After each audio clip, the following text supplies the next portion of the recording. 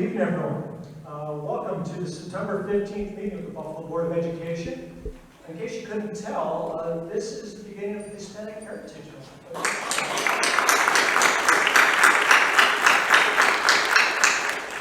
And for those of you of the Jewish faith, I just want to recognize that tomorrow starts Yom Kippur, so a high holy day.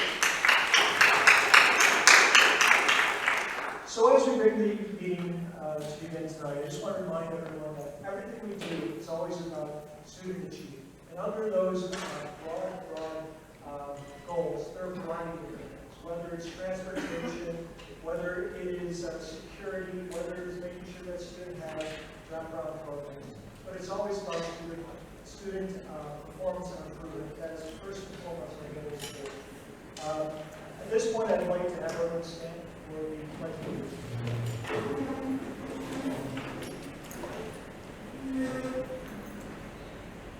I pledge allegiance to the flag of the United States of America and to the republic for which it stands, one nation, under God, indivisible, with liberty and justice for all. Thank you. Be seated. In response to the Hispanic Heritage Month, I'm asking that I have a motion from the board to take some things out of order so that we can pass the resolutions on Hispanic Heritage Month. So do I have a motion? Mr. Terrence Hurd, member at large, second by Dr. Rivera, also member at large. So let me read the resolution. Whereas the city of Buffalo is a tapestry of many cultures, each with its own traditions woven together from the heart and soul of our community. And whereas a part of this multicultural tapestry is the pride of the Hispanic heritage, a deep commitment to family and community, and a strong work ethic evident in Hispanic contributions to our economy, history, and culture. And whereas, in an effort to preserve the richness of this culture and foster mutual respect and understanding among all the citizens, New York State and the nation have set aside an entire month of recognition, celebration, and appreciation to be known as Hispanic Heritage Month. And whereas the various Hispanic organizations within the community will celebrate Hispanic Heritage Month with the full cooperation and support of many businesses and civic institutions in Erie County, New York. Now, therefore, be it resolved that the Buffalo Board of Education, in conjunction with other governmental bodies, businesses, clergy, and community-based organizations, hereby celebrates Hispanic Heritage Month officially from December 15th to October 15th, 2021, and urges all schools, departments, and centers within its jurisdiction to support this community-wide observance through various projects, programs, and celebrations. Do I have any questions on the resolution? Would any of my fellow board members like to be a co-sponsor? Signify by raising their hand. I see that the entire board would like to be co-sponsors. Excellent. We'll amend the resolution to note such.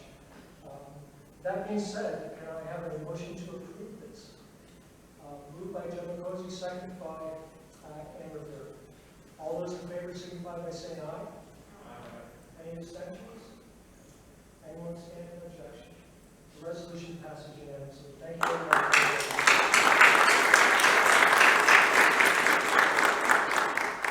So at this point, I'm going to turn over to Dr. Cash for board recognitions.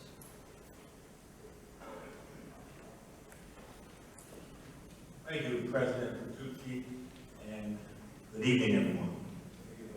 This is indeed a very special evening, and we are delighted this evening to have a presentation which you've already begun to hear about in our opening celebration in the Buffalo Public Schools of Hispanic Heritage Month. I want to say a special thanks to what I'm pronouncing, I hope is correct, El Grupo Mayor. Yes? El Grupo Mayor.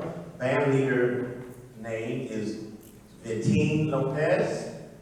Thank you, sir. And the dancer is Eileen Gonzalez Marti. They were outstanding. Outstanding. That's wonderful, wonderful. And colleagues, this is what it's all about with the tremendous community that we have here in Buffalo, very fortunate to have.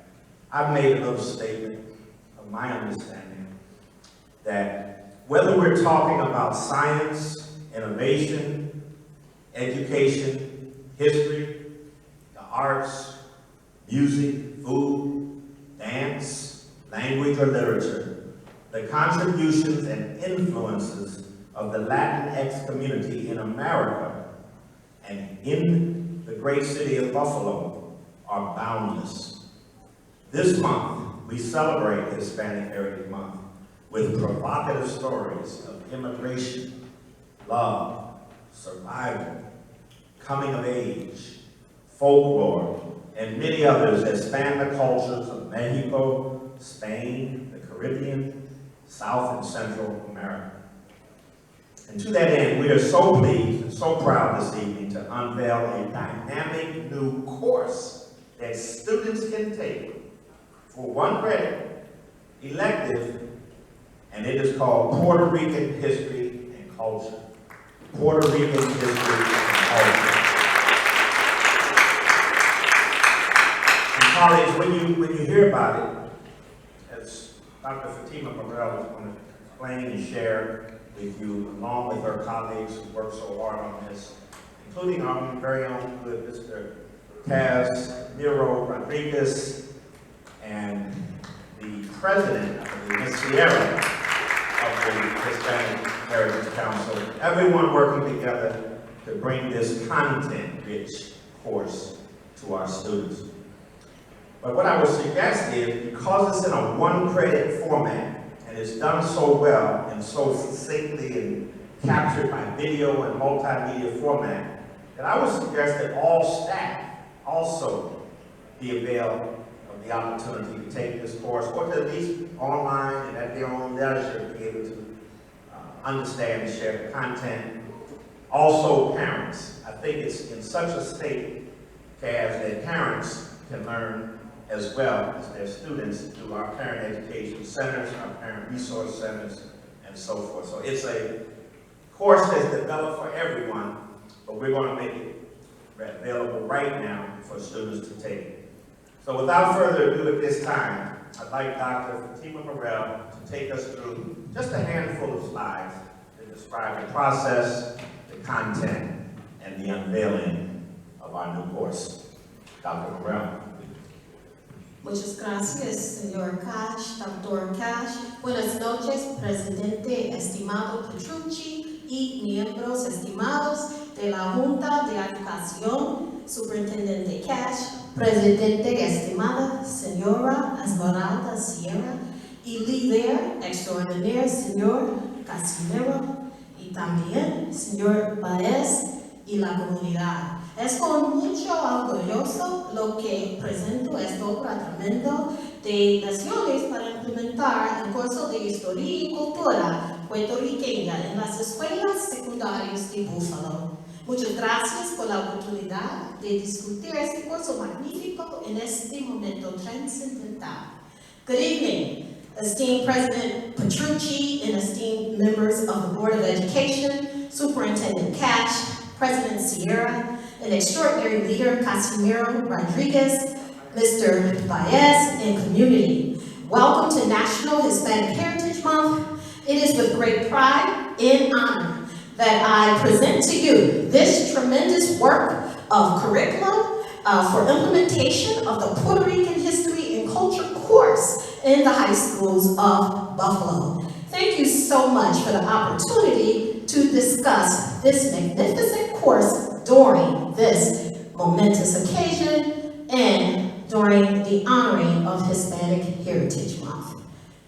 I would like to first thank wholeheartedly the President of the Hispanic Heritage Council for her hard work, her graciousness, her patience, and of course, Mr. Casimiro Rodriguez for his leadership, for bringing Miss Sierra and I together, and also Mr. Baez for being there virtually on all of those calls and all of those meetings and working and supporting our teachers for this magnificent work to become a reality. So I just want to again applaud the Hispanic Heritage Council, please. Thank you. And at this time, I would like for President Sierra to have her remarks, please.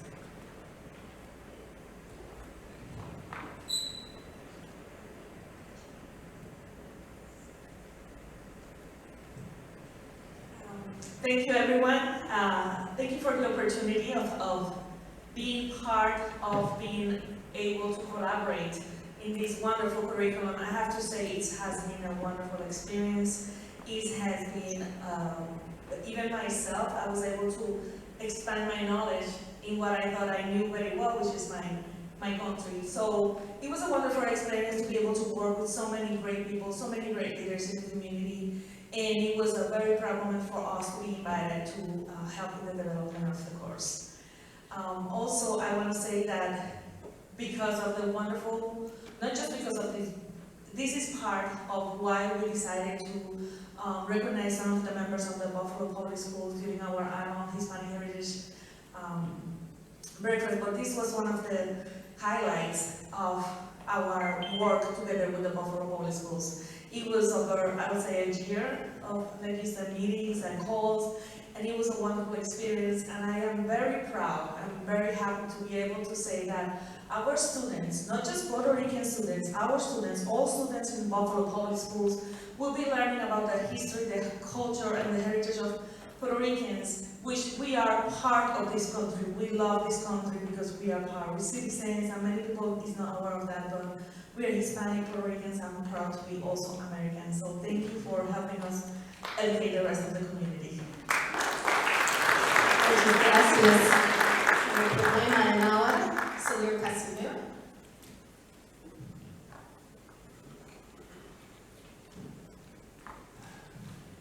Thank you very much. I'm more than delighted this evening to be able in your midst. Very proud of the work that the Buffalo Public Schools does, beginning with their leader, Dr. Cash, and this esteemed board and his staff. You know, you need the applause because you are the ones that do the work. So let's give them applause.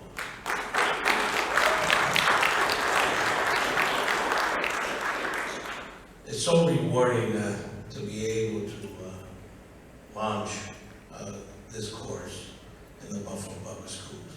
The other day, I joined Dr. Cash and the leadership of the schools and also of our city in kicking off the Back to School Day. And that was Performing Arts, was it? Right there on Maston and Woodlawn. You know, and that was the very school that when I was back 16 years old, I met with some teachers and some community leaders to create a curriculum on Puerto Rican history. I brought a copy of that curriculum.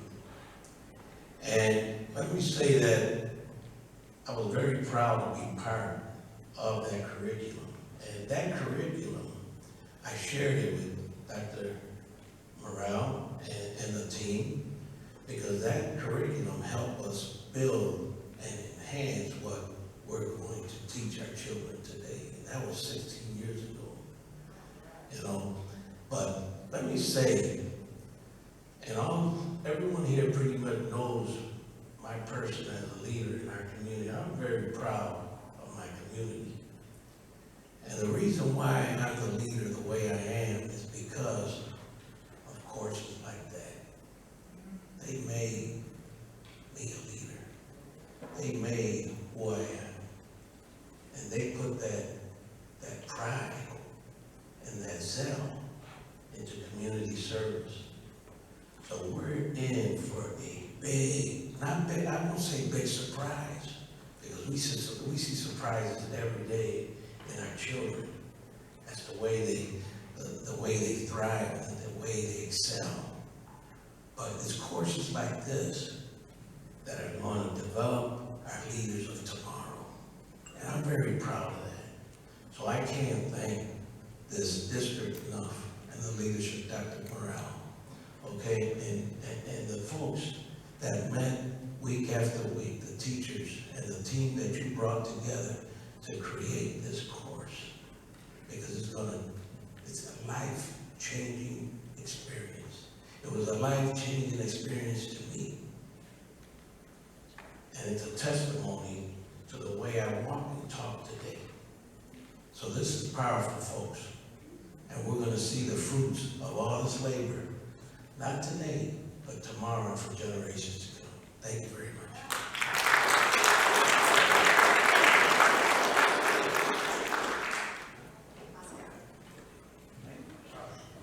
Thank you. Thank you. And I just want to make sure that I mention Mr. Baez, a former supervisor of world languages, that really was supportive in our school district. But he was really supportive on this committee that met for many, many weeks and months to bring this to fruition. So I want to thank him. And I also want to recognize our August leader, Dr. Cash.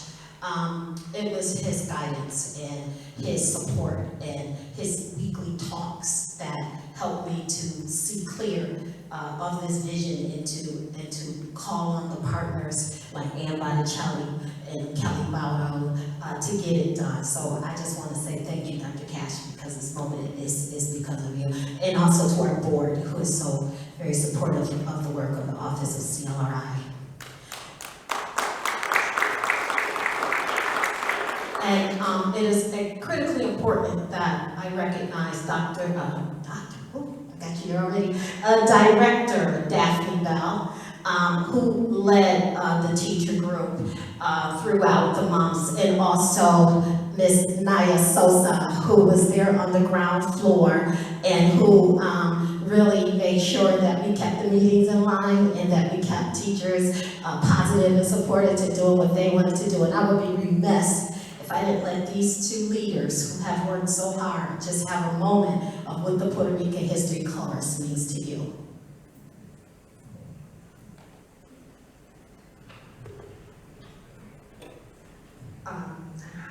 Good evening, and thank you all for being here. Thank you for celebrating this momentous course with us. Just want to stress and repeat how happy I am to be part of this group. When we pulled all the teachers together, I was the only one who was not bilingual in the group, but it was phenomenal to have so many great minds from elementary schools and high schools and our Hispanic Heritage Council all come together and create this product, which I think will be very impactful for our students. I'm going to echo a lot of what Ms. Bell already said, but it was a rewarding and proud experience to really collaborate with VPS educators and, of course, Hispanic Heritage Council just to develop this monumental work for VPS, the VPS community. So. Thank you so much, Naya. And working in collaboration with them, of course, was Dr. Andres Rafael Arroyo, Deborah Bertelsmann, Walter Diaz, and Adrian DeBose, Bounty General Vasquez, Alba Gomez, Wilfredo Garcia, Sonia Gomez, Daniel Gray, Jenna Lesby, Pietro Mendola, Naya Sosa, Claudine Picado, Richard Paisig, Lawrence Ramos, Yahya Doro, and Alan Tylik. And already mentioned our Hispanic Heritage Council. Thank you.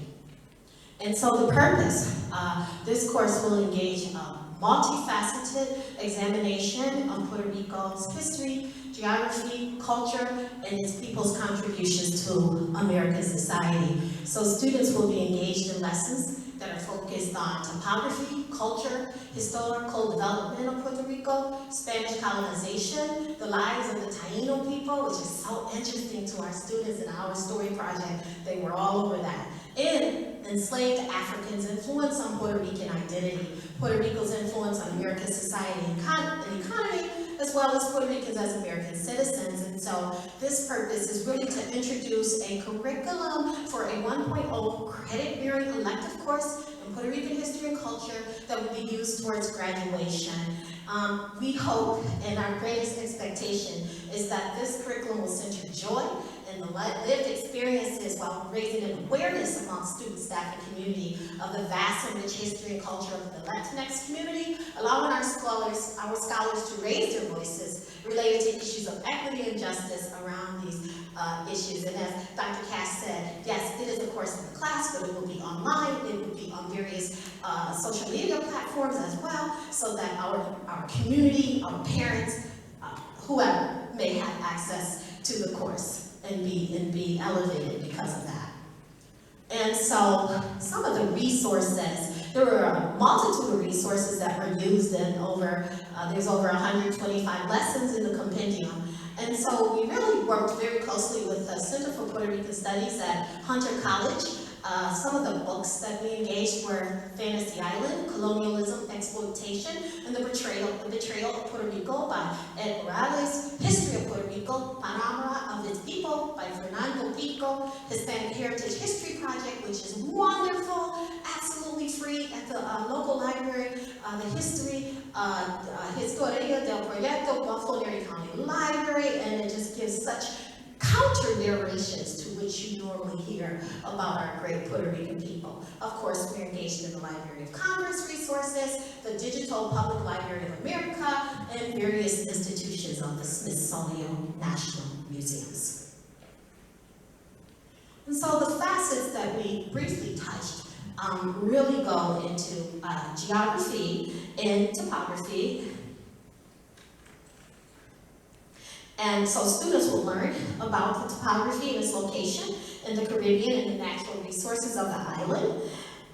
And so in terms of the economy, students will learn Puerto Rico's influence on the American economy. I remember when a colleague told me bananas cost $45. I said, how is that so? So our kids will be learning all about how Puerto Rico's resources are exploited for gain of those who are wealthy and those who really don't have a whole lot of interest in the well-being of Puerto Ricans. And the new deal between the United States and Puerto Rico will be discussed Operation Bootstrap, a strategy to develop and modernize Puerto Rico's economy by providing tax exemptions to American corporations to operate out of Puerto Rico, led to the largest migration of Puerto Ricans in the United States, and they will be engaged. The Spanish-American War as a pivotal war of 1898, students learn about the Treaty of Paris and El Grito de Lares, Puerto Rican revolt for independence from Spain, and also in the Puerto Rican cultural identity and influence of enslaved Africans. In units 2 and 3 and 6, the students will learn the Taino history, Spanish history, and African roots of the people of Puerto Rico, and their influence on the culture and evolution of the Puerto Rican identity. And finally, the Puerto Rican and Latinx presence in Buffalo is so rich and so wonderful. And I learned so much, just like you, Mrs. Sierra. And we have such giants, I would like to call them, extraordinary fighters for social justice right in our midst, right here in Buffalo, Mr. Casimiro being one of them. But really learning about the migration of Puerto Ricans to Buffalo, New York, including Puerto Ricans relocating to Buffalo, New York as a result of Hurricane Maria. In addition, students learn of local traditions and events, many of which are put together by the Hispanic Heritage Council that reflect the pride, history, and culture of Puerto Ricans in Buffalo, such as scholarship events, Miss Boricua, and of course, the Puerto Rican Day Parade. So it's all inclusive. And for our rollout, we will start at 2 high schools. We will start at Olmsted and Lafayette International High Schools. The course is a full-year course. Again, it is a 1.0 high school elective course credit in history. There are approximately 125 lessons in the compendium. It is aligned to New York State Social Studies standards and ELA standards at grades 11 and 12. It incorporates literacy, criticality, and Latinx history and culture.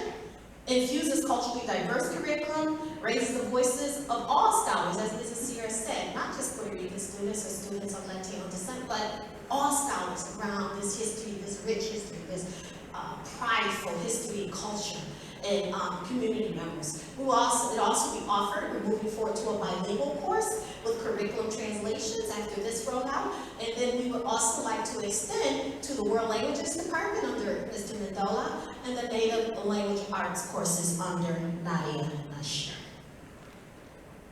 And so quickly, just to give you a sample of what some of the lessons look like, we will go into the lesson link on the Taino people.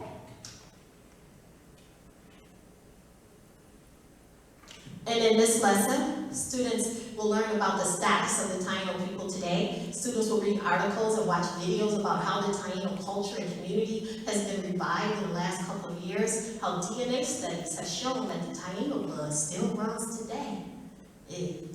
We're still here.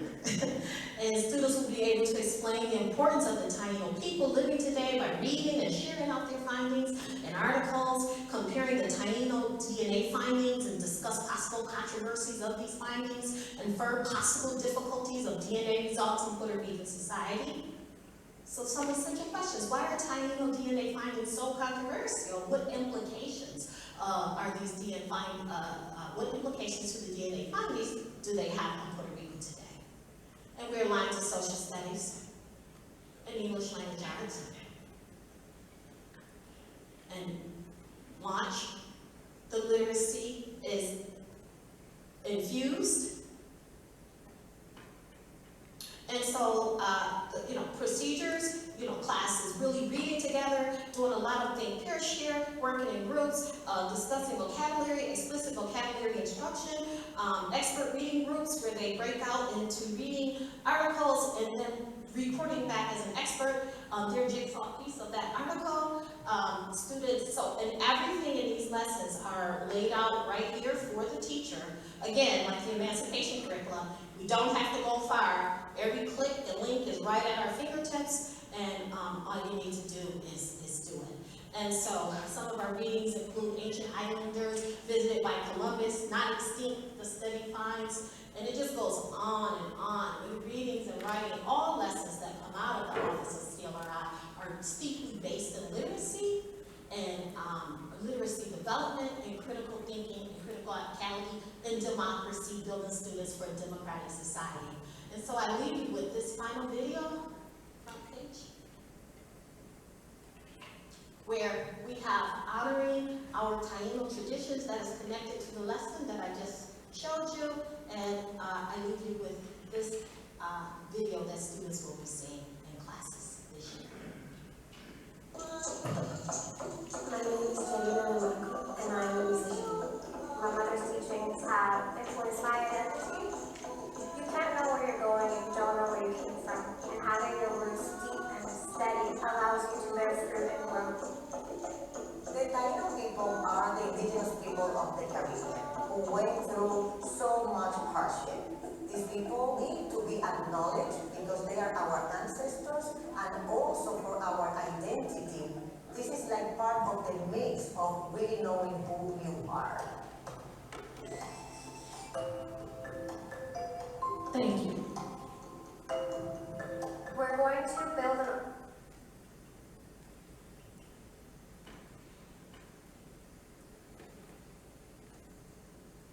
And so that concludes this presentation. I just want to say once again, thank you to everyone for making this dream a reality. Thank you to everyone and to the Hispanic community. Thank you so much. We're sure our kids are going to do well into the future. Thank you. The music, last chance, last chance. Thank you. They're gonna play just 2 minutes and then they can wrap it up. Thank you. Yes, thank you so much. I know it's late.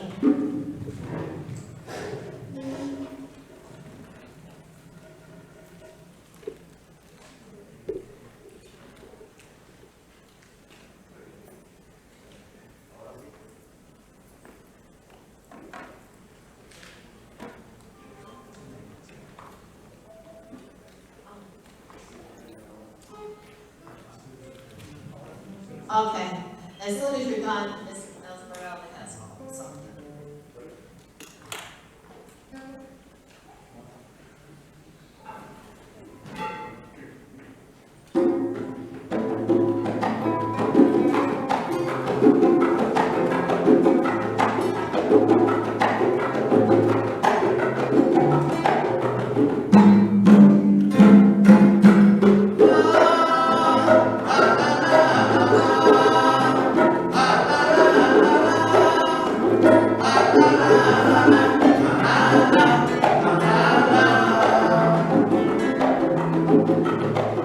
Una rumba, una guaracha, no tiene comparación. Los números de mi tierra no le pican con sabor. Y la letra cualquier cosa, después que tenga sabor. Con un trago muy aguardiente y el cantar del corazón.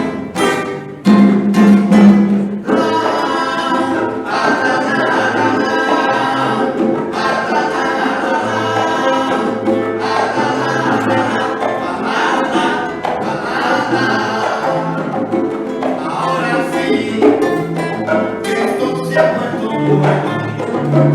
Ahora sí,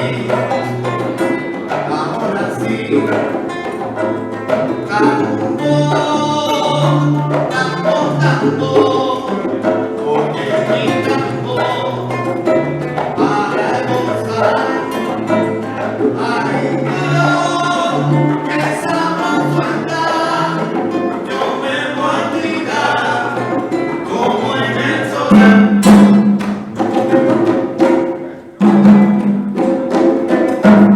Oye mi rumba que buena, yo me tiro tan sola.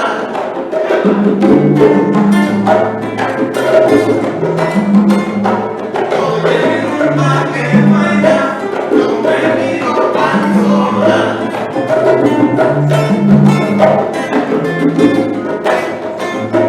Oye mi rumba que buena, yo me tiro tan sola. Una rumba, una guaracha, no tiene comparación. Rumba que buena, yo me tiro tan sola. Me vengo los boricuas, ahora junto a bailar. Rumba que buena, yo me tiro tan sola.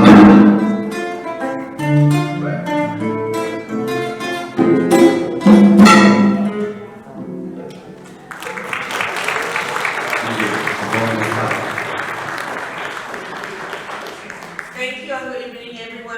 Once again, thank you, Dr. Cash, for allowing us to do this at this moment. As the president of the Hispanic Heritage Council, we appreciate the collaboration that we developed with Buffalo Public Schools since the beginning of the organization 11 years ago. And because of that, we always notice that there's certain key people in the Buffalo Public Schools that go above and beyond. And today, I would like to give these awards. We actually already give them at our Hispanic breakfast, but it was virtual, so I want to actually give it to them tonight. I'll take this opportunity. And the first one is going to be for Dr. Morel. And it's the Education Award to Dr. Morel for all the years that she has been working tirelessly in the Buffalo Public Schools, especially making sure that diverse groups are represented and how she has helped the Hispanic kids through the years, and especially this year by developing this wonderful course about Puerto Rican history. So thank you, Dr. Morel, for the wonderful job you make.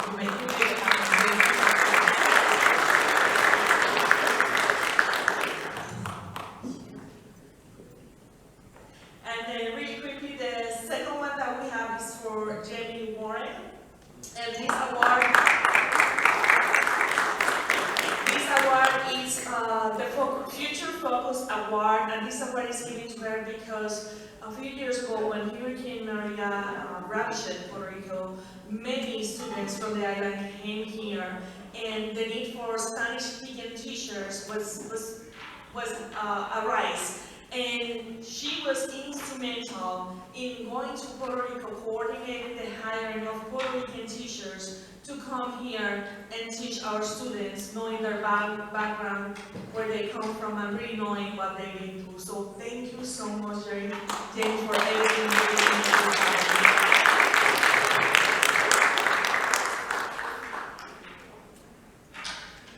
So that being said, again, thank you so much. I don't want to take any more of your time, but thank you so much for the recognition of Hispanics and their accomplishments in Western New York. Have a wonderful night, everyone. Thank you so much. Colleagues, I don't mean to, by any omission or anything, but Fatima, you had said something about Michelle Augusto at one point being recognized for a similar award. say something about that, Ms. Sierra? Yes, Michelle Acosta was part of the awards for the breakfast as one of the leaders, the founders of the Los Artistas del Barrio, which we have a Igor Faresmaki that is also one of the founders of this organization. This organization highlights the artists, the local Hispanic artists, and they perform and come together and educate the community in our cultural and arts background. So thank you and congratulations to them also.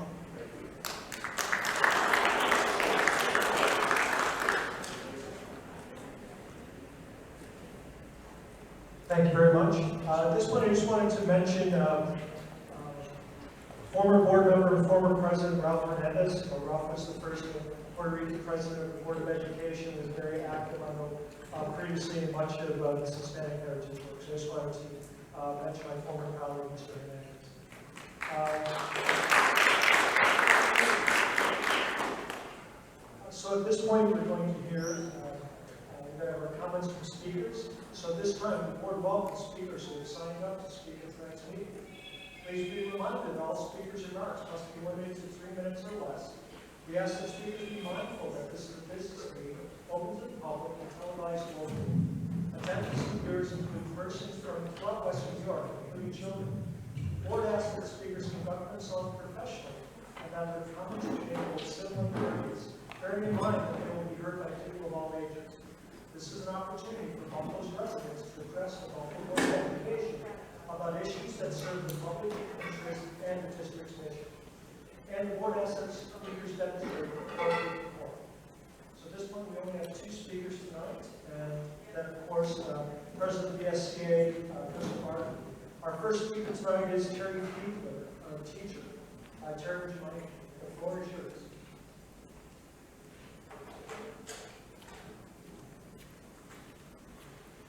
I'm a special education teacher, math teacher at South Park High School.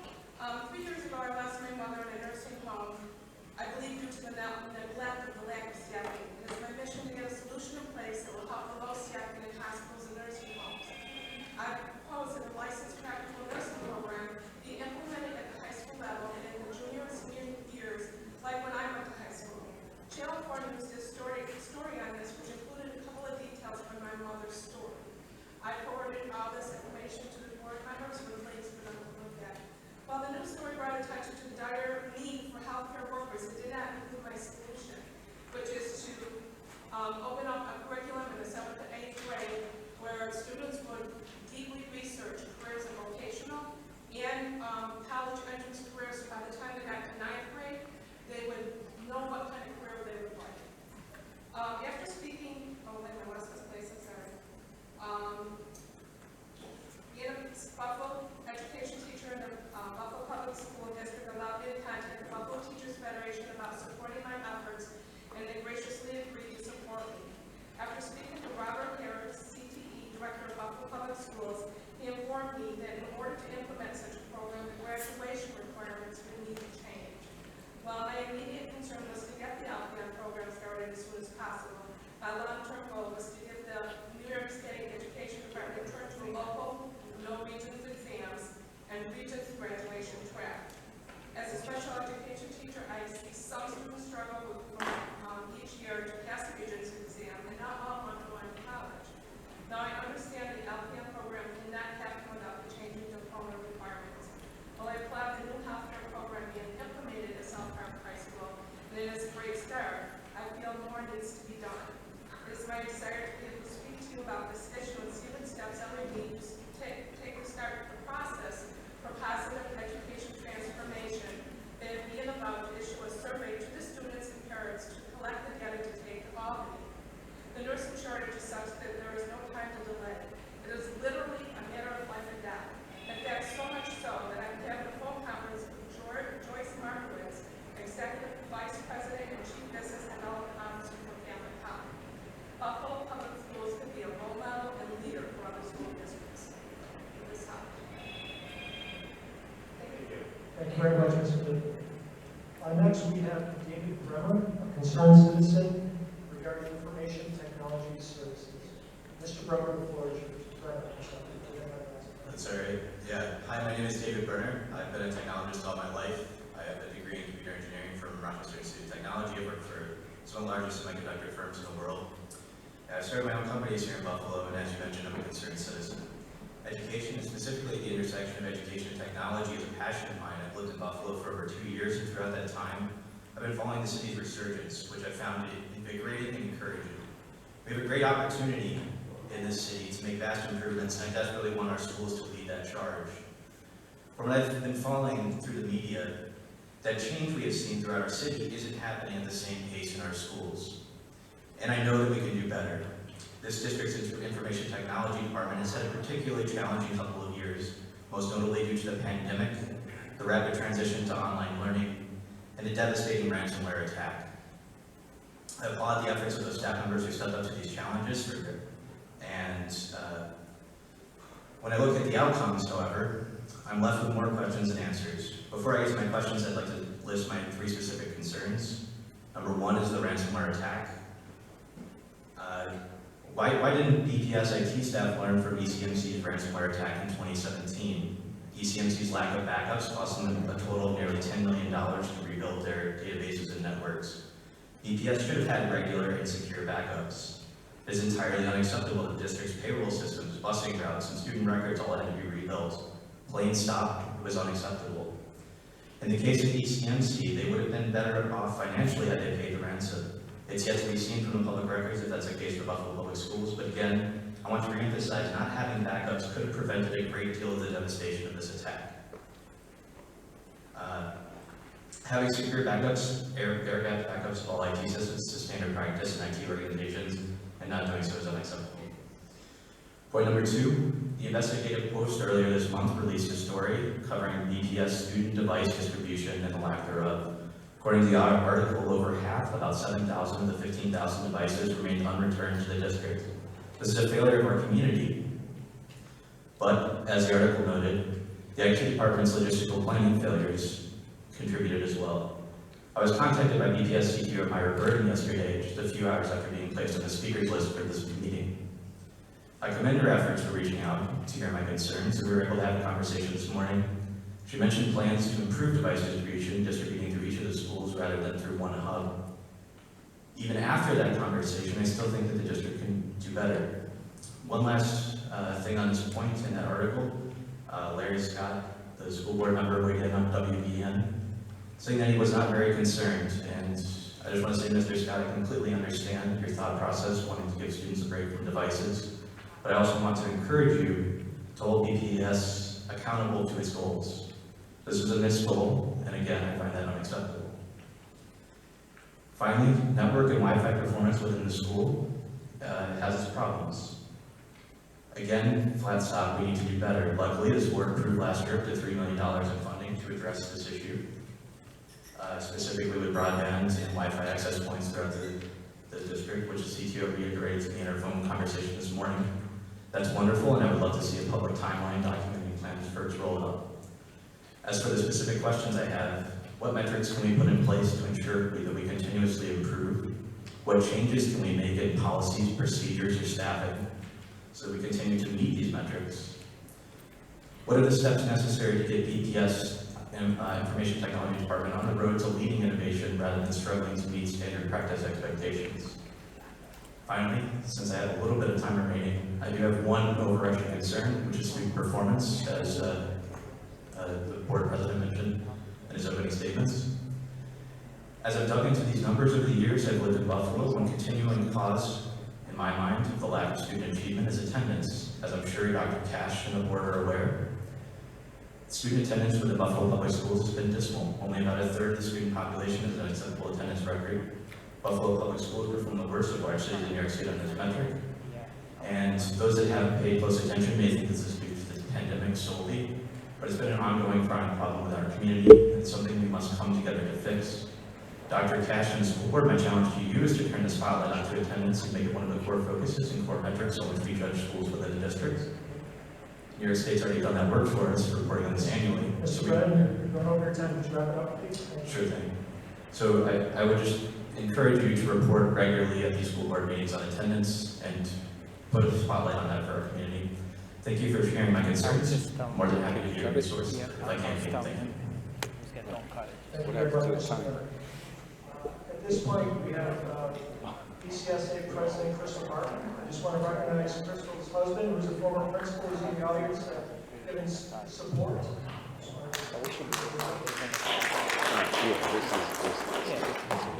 Ms. Martin, the floor is yours. Yes, I just gave the mic or device to Mike. Thank you. May I appreciate that. Mr. President, members of the board, Mr. Superintendent, good evening. Now, I want to first say to you that the Buffalo Council of Supervisors and Administrators was started in September 1976. I have been a member of this union since 1984, a member of the executive committee ever since then. Needless to say, there are so many things that I see that have come and began to, and I don't want to say change, because when we ratify contracts, we do that between the Board of Education and the union. Most unions do that. What we want to be sure of, though, is that the contracts and the articles are violated. Now, at your last board meeting, you had this really robust conversation about one of our schools and one of our positions. As I listened, I said, well, you know, I think we need to clarify some things. And I wanted to clarify for you all where BCSA is coming from on that. We represent everyone. Anybody who's acting, anyone who's temporary, anyone who's probationary or tenured in the union we represent. So I did not appreciate having any one of our members found in a situation such as we have now. And guess what? It's not over. It seems to be getting worse, so to speak. And what we want is to be able to get the issue resolved. That's why my voice wasn't coming out, I guess. So, let me just say this to you. Last year, when this particular school came up, folks applied, there were 5 members who were overlooked and were not moved to the next round. That was the issue that the union picked up first, okay? It was found, because we boiled all of the results and things from the interviews and all, and we continue to do that, because we found a need to do that. We are not comfortable, nor do we trust what's going on in the Human Resources Department. In looking at this information, we found that there were some things that were kind of out of whack, if you will. I do not call names or anything like that, but I reason and believe that you had to have a couple of staff members who knew exactly what was going on and pushed all of this thing forward. And even now, let's look at those 5 folks who were overlooked. One left the city, went back to where that person came from. Another is a principal, okay? Another has something else going on, but there were 2 left. 2 left, that's my point. And to date, they have not been given that 3rd round interview, which they were entitled to last year. By not doing that and going on and giving other folks 3rd round interviews, it still creates a problem for us. The next thing we are concerned about is that when you look at these postings and you look at the interviews set up, you gotta wonder how someone could be labeled as probationary and the board changes, yet those other folks haven't even had interviews yet. You know, this causes so much concern, and it demoralizes folks in the union, because you wonder, why are we going through all these interviews and things? If it is such that somebody could say, oh, this person is eligible if he or she does not meet the cutoff, which is a requirement for what we do. We had this MOU signed many years ago because we found another big issue going on in human resources. We had to go to arbitration, all that kind of stuff, and needless to say, this particular MOU had to be established. What we want is to be sure that folks are following the rules and regulations. We don't want to fight. Every time you turn around, you got to fight. Rather than to resolve the issues, it's got to be a fight. And we want for that to stop. At this particular point in time, we need happy people working. The transportation issue in itself causes folks to work such long hours in a day. Do we really want for them to have all this other stress levels on their back? No, we don't. Folks want to have a happy work environment, a safe work environment. 3 years ago, we asked about a security officer to be in every school.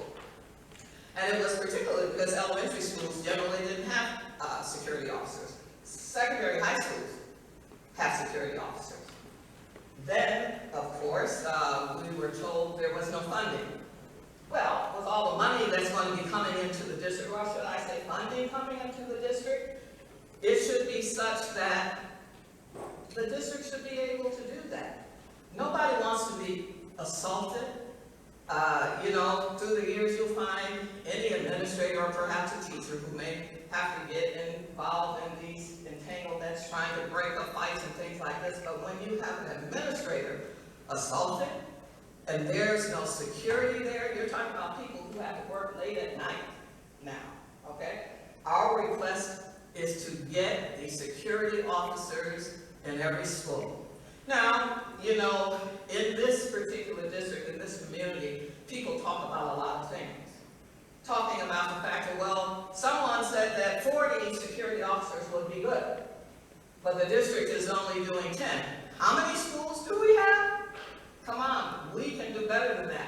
My heart was really touched when I saw a parent on the news who said he had a 5-year-old who didn't get home until 7 o'clock at night. And then you have people who are really tired. It's a lot. It's a lot of work, having to work like 7:30 in the morning, and then you're still there waiting for buses. We all know that the bus situation isn't the district's fault.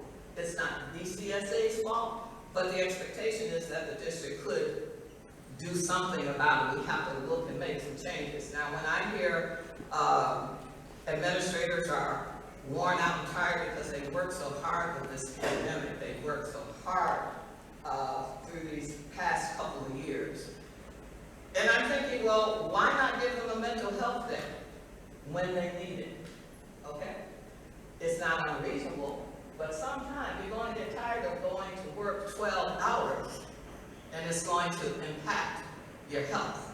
But that's just a thought. This is something that we can talk about. Now, another thing I want to say to you is that I don't know how many of you understand what the 48-hour rule is for BCSA. I don't know. So I'm going to tell you this, Mr. President. It is such that in our MOU about the 48 hours, not only do you have to notify an administrator of any complaint that comes forward about an administrator, you also have to train the board.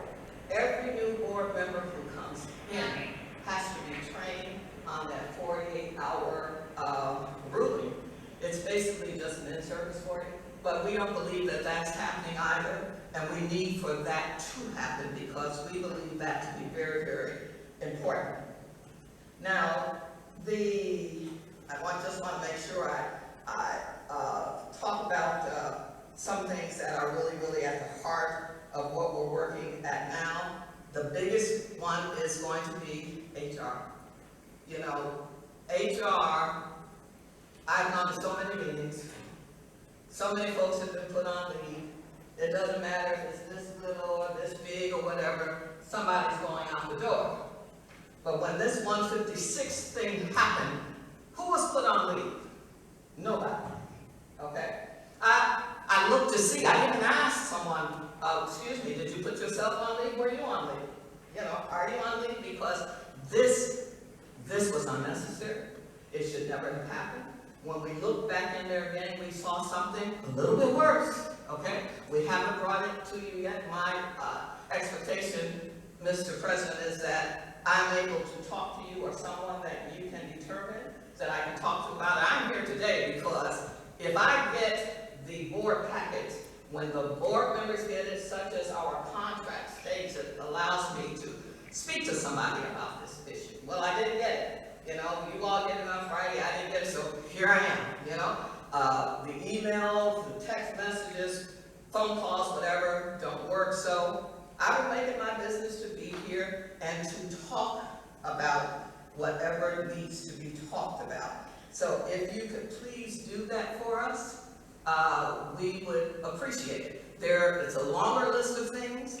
I'm just waiting for you to say, Madam President, let us talk.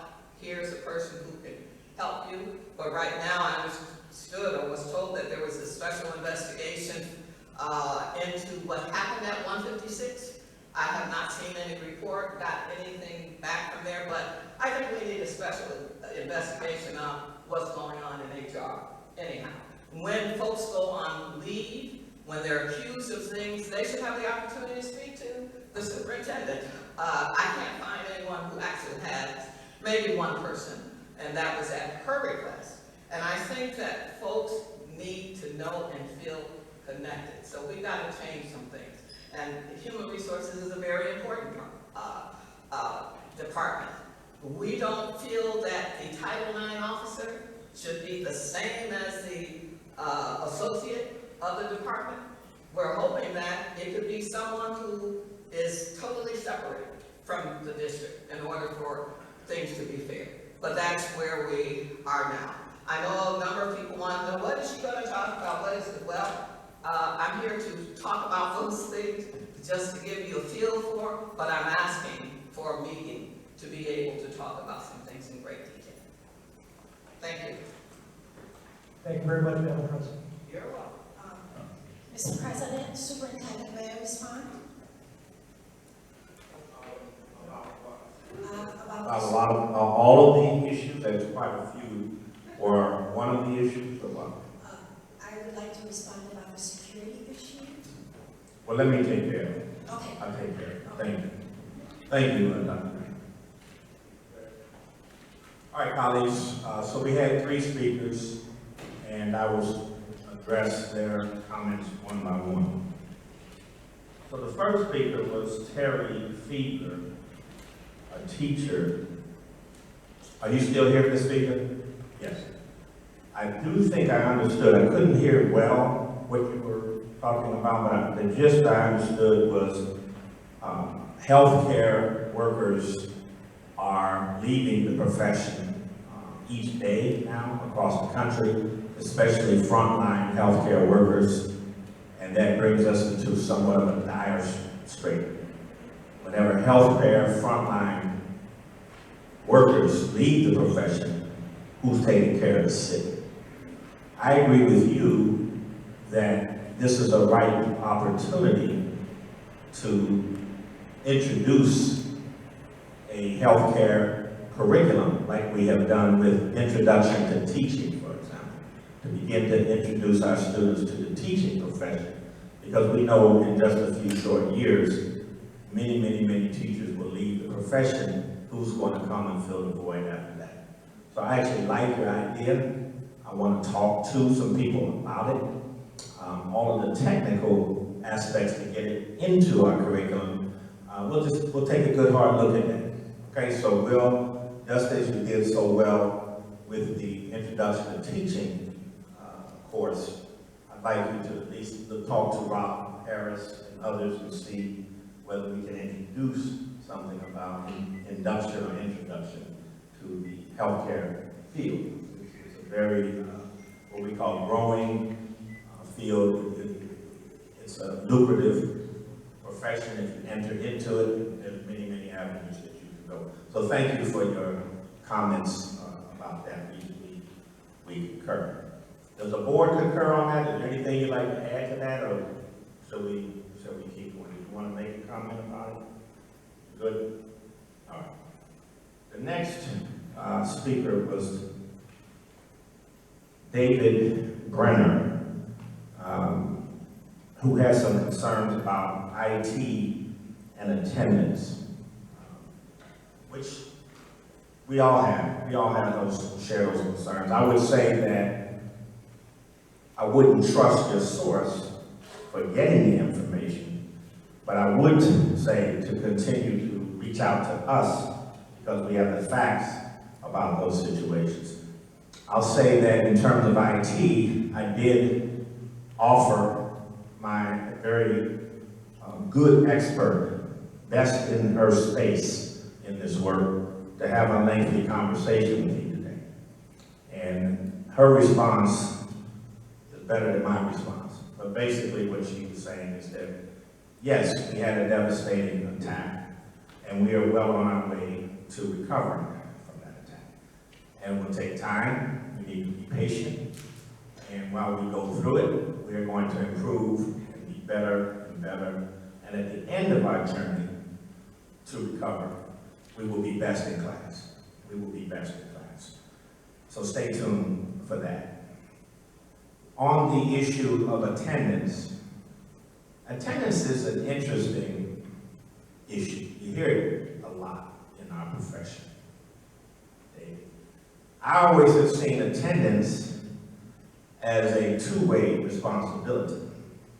It's the responsibility of the schools to make sure that you provide exciting, innovative, motivating content, courses, like the one you heard about this evening, activities after school, on the weekends, athletics, music, the arts, on and on and on. Whatever a student has an interest in, the school should provide an opportunity for that student to be engaged.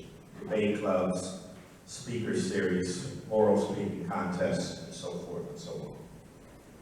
That's what we have to commit to. But it is fundamentally the parent's responsibility to get the child to school, get the child up, get the child to make sure he or she goes to school every day and goes to every class that she or he has. It is fundamentally start at home, attendance does. We take attendance, but we don't make sure that you go to school because that's a parent's responsibility. That's a parent's responsibility. And so in that conversation, I want to make sure, and I'm going to be very clear about it, that you get your child up, you make sure your child goes to school every day, all day, and then you will get a great education from what we provide today in our schools today. So that's the bargain. That's the bargain. And so we thank you for your comments tonight, David. Ms. Barton, you shared a number of concerns. We appreciate you sharing those with us. The personnel item issue, we will continue to work on. We'll continue to talk about, we'll continue to make sure that the process is in scrutiny. That is my goal. That's always been my goal. But that's my goal for any of those processes. Not just this one, for anyone when we hire. And frankly, over the years, level 1, level 2, those levels have always had a little bit of mess in them. So we need to clean them up and get it right so that the people who are being employed and having the opportunity to advance their careers feel like it was done in a fair and consistent way. We hopefully share that goal.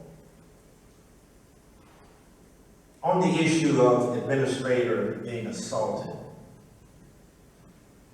colleagues, what we are finding in just the first few days of school is that folks seem to be amped up for a host of reasons. I don't want to speculate. I'm not a psychologist, I'm not a psychiatrist. But our students, many, are amped up. We know they've been through a lot. We know there's many, many issues that they live with day by day, every day. The board is aware of it, we're aware of it. And too many of our young people suffer from multiple issues that they come to school. And so I'm trying to focus on the resilience of them coming to school and say, we're going to help you. We're going to help you. But certain behavior certainly is not acceptable, right?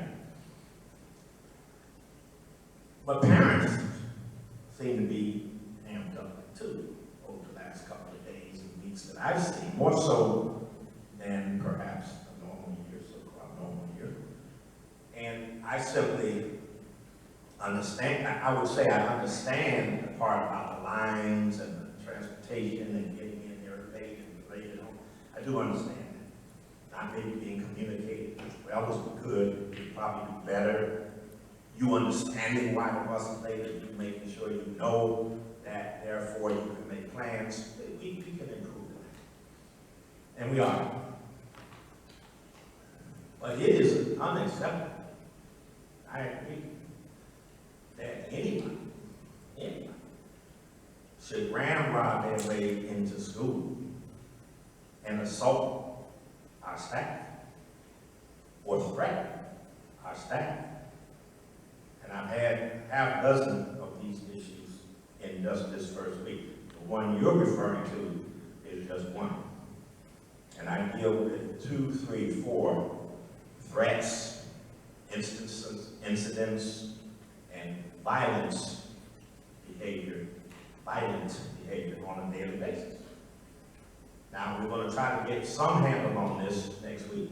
We're going to try to have a conversation about it as a board. We're going to try to talk about, not just about gun violence, but what can we do about it? Not just about physical and verbal violence, but what is going to be our response? And what we've tried to do so far is be restorative, is be calm, is be focus on understanding and de-escalating, and not try to match energy with energy, because that's our professional training. And I will say to you that I believe with these new officers coming on this part, because I did ask for an increase to the security team to be prepared. I don't think it's going to be a one-time, two-time. We're going to be dealing in much of this year, unfortunately. There'll be a lot to deal with. But the 40, what did I say? You said this part, not this part. What did I say? I'm going to be called what? I'm Mrs. Garden, that's all. Mrs. Barton. My husband is saying the same thing. Calling her out of the name. No, I'm not. No, I'm not. Well, I know what calling somebody out of their name is. I'm not calling her out of her name. I know what her name is. All right. Can I continue? Mrs. Barton? please. All right, thank you. So, what we have now is 50 security officers. We're going to have 50 security officers. And we only have 56 schools. So that means the 6, because I said to prioritize the schools that have 7th and 8th graders and above. 7th and 8th graders and above. So if you have pre-K to 8, and if you have high school, I want to make sure that there's at least one good security officer, well-trained, with the spirit of prevention and intervention and relationship building versus you going downtown, I'm going to call EPD and so forth. That's the training that they're getting. So that leaves the 6 pre-K to 4 that we haven't at this time said to go and allocate a security guard, because the data isn't there. The data isn't there yet. The executive director that I talk to on a daily basis hasn't said that that's a need yet. But I do want to just be clear that we have not addressed this. We're going to have 50 of our officers, and I want to have a corresponding partnership with the BPD so that they can also assign well-trained officers for our adolescents and youth versus someone who wants to cut their retirement or already retired and that kind of thing. So we're working on that partnership to increase the caliber and the quality of officers assigned from BPD to our schools. So I want to assure you that. On the other issues, Ms. Barton, I believe that Mrs. Barton, President Barton, whatever you like, that we will be meeting with Nate and Shauna and anyone, Mr. Warren, and all sit down with you and talk through whatever issue you have. I'm about problem resolution, nip it in the bud, so to speak, before it escalates, because there's too much popping right now in our community, and I want to get on top of it, get ahead of it, and resolve as much as we can. So again, thank you for your concerns and for your collaboration with my team. Thank you. Mr. President, I can say one last thing before I go, but I'm on my way out. I would like for the board to exercise as much energy and all that it did for our superintendent on the contract so that we can get this contract done too. I forgot to say that. Thank you very much. Have a good evening. We having fun tonight. We having fun. Yeah, we'll see. We'll see. Thank you, President. Dr. Cash, do you have any superintendent's updates as part of your presentation? I do. I absolutely do. And Mr. Barton, one of your previous members, this is his last day. Could you stay for just a moment so we can honor this gentleman? So we can honor this gentleman after 32 years. I think you'd appreciate it. I really do. No problem. Thank you.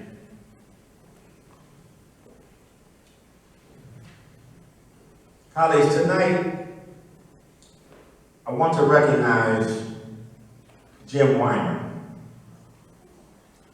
This is Jim's last board meeting.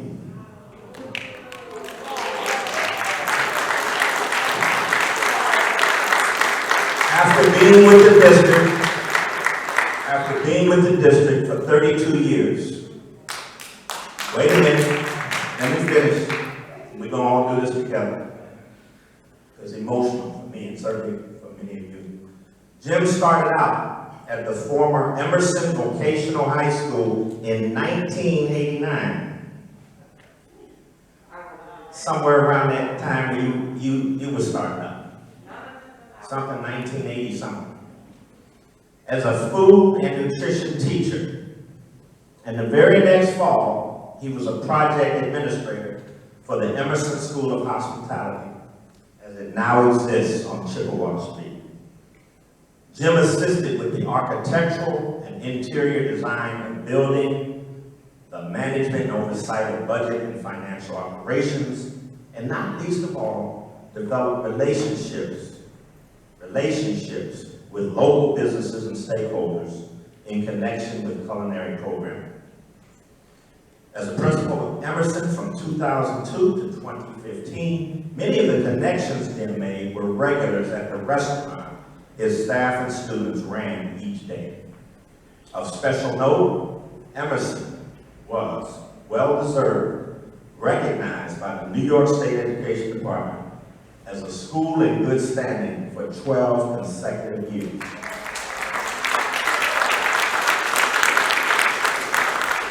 Jim joined us in central office in November of 2019 as an associate superintendent of secondary education. The high school principals Jim worked with understood his education and work ethic and admired his success.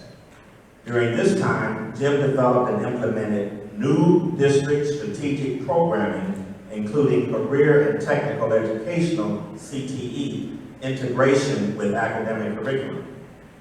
Along with his good buddy and colleague, Sabatino Samato, now the Canton superintendent, Jim worked to create and establish 10 new innovative high school programs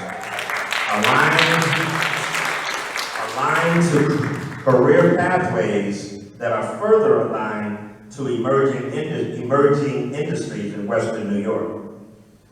And in part, a large part, these new schools are helping to boost the district's graduation rates through career-forward academic rigor that students have been eagerly awaiting.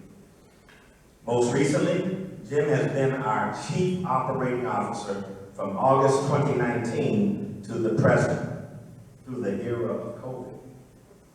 And if you've been paying attention, he has been in charge of the operational and administrative functions that were necessary to get us through, day by day, through this awful global pandemic. He oversees the Division of Transportation, the Division of Security, Food Service, Career and Technical Education, and the supervision of school building plant operation. Jim knows how to get to work, and he knows how to get those he supervises to work for the district through respect, kindness, and certainly with an affable team spirit. Jim never asks anyone to do anything he isn't willing to do himself, and he often throws himself into the arena. In fact, it's hard to get him to come to staff meetings because he's always out and about checking firsthand on what's going on in the schools, at the food service center, at the service center, and all of the areas he oversees. In short, we will miss Jim's affable team spirit, his dry sense of humor, and his endearing love for Buffalo students. We wish you weren't going so soon, Jim. We understand. And we wish you the absolute best in the coming years. We love you. Thank you, Jim, for all your years of dedicated service. Jim Wyman. Jim Wyman.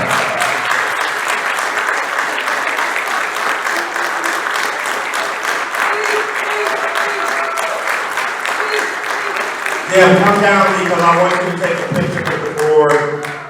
I want you to just say a few words in that lovely, gravelly voice. I'm going to miss that gravelly voice. And you gone? All right. All right, we appreciate you. Yeah. Yes. Yes. That's right.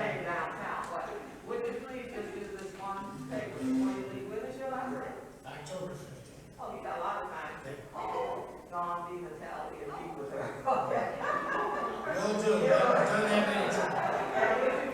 Because I keep getting these messages. Yeah, I know. I know. Thank you. What a way to catch you. Yes. Thank you. All right. Love you, Jim. Yes, sir. Well, is this really the last one now? It really is, man. I can't find a link to that. You won't realize it right away. It'll take a while to set in.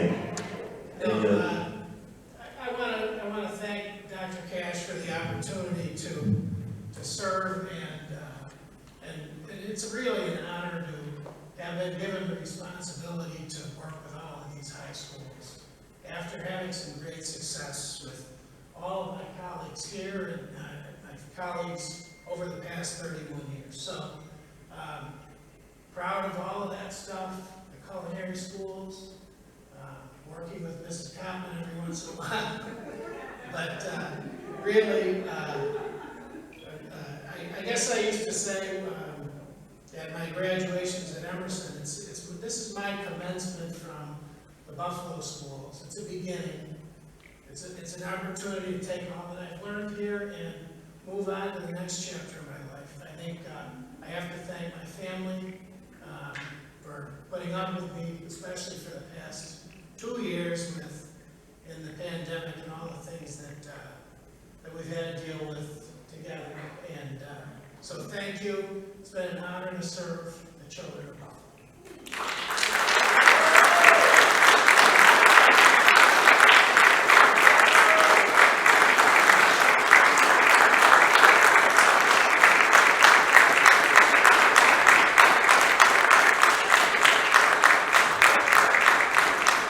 Board members, if you'd like to say something, and then certainly we'll stage a nice picture right here with our esteemed colleague.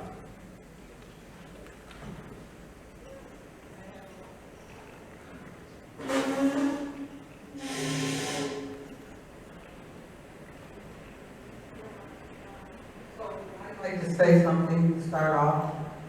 First of all, kindred spirits align. Okay. And I love y'all too back there too. Okay.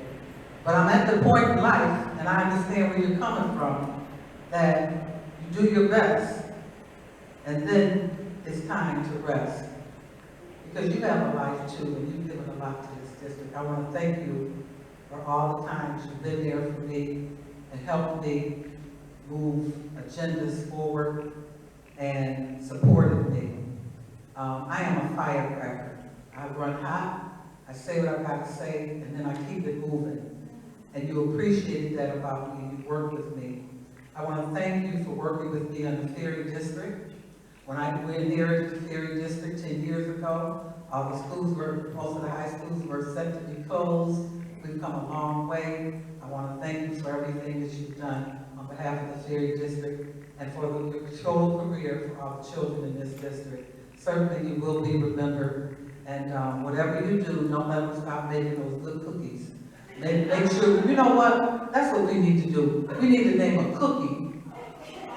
Hello? We need to name a cookie after you. No, yes we are. It's gonna be the Jim Wine. Well, we can get to that, but right now we're gonna get School after him. because those cookies are so good over there, and you had a lot to do with that excellence that's in that building. So we're gonna, what's your favorite cookie? It's gonna be your name moving forward. I'm gonna I declare that. Well, he loved me and I loved him. I just want to say thank you for your tireless efforts in the last 2 years specifically to get us through COVID. I mean, I know it's a pain in the butt. I wanted to walk through the buildings and see the birth filters and all that stuff. And you didn't get upset. You understood. Parents wanted to know the kids were protected. Thank you for that. I greatly appreciate everything you've done. So, I think I got to know Jim the most this past year with the pandemic, just reaching out to him regarding meals, anything related to the pandemic. I was growing frustrated at one point. This is Jim's sense of humor here, where, I hope I don't get you in trouble, where I kept hearing about MERV filters. I was hearing about it in Kenton. And so I finally reached out to Jim and said, what's the deal with the MERV filters? And he took the time to give me a physics lesson on the MERV filters, and then shortly after that, as he was running around visiting schools, sent me a texted me a picture of a MERV filter, an updated MERV filter being inserted into the ventilation system. But anyways, I just want to thank you, Jim, for the programming that you have involved in our high schools. I've said this before, there's no other place that I want my boys to go to high school because of the many enriching experiences that are offered in our high schools. So, I'm gonna miss you, and I still can't believe you're 60. I don't know you as well as my colleagues here, but I do know 31 years is a long time to be associated with the public school system. So I wish you well in your new chapter. Do some fun things, and get a job that you don't have to think if you decide to get a job, like at Starbucks or something like that. So good luck in the next chapter.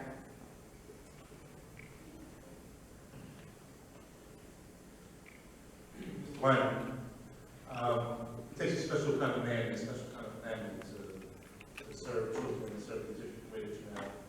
And I believe that report that Dr. Cash wrote don't contain half or a quarter of the stuff that you have done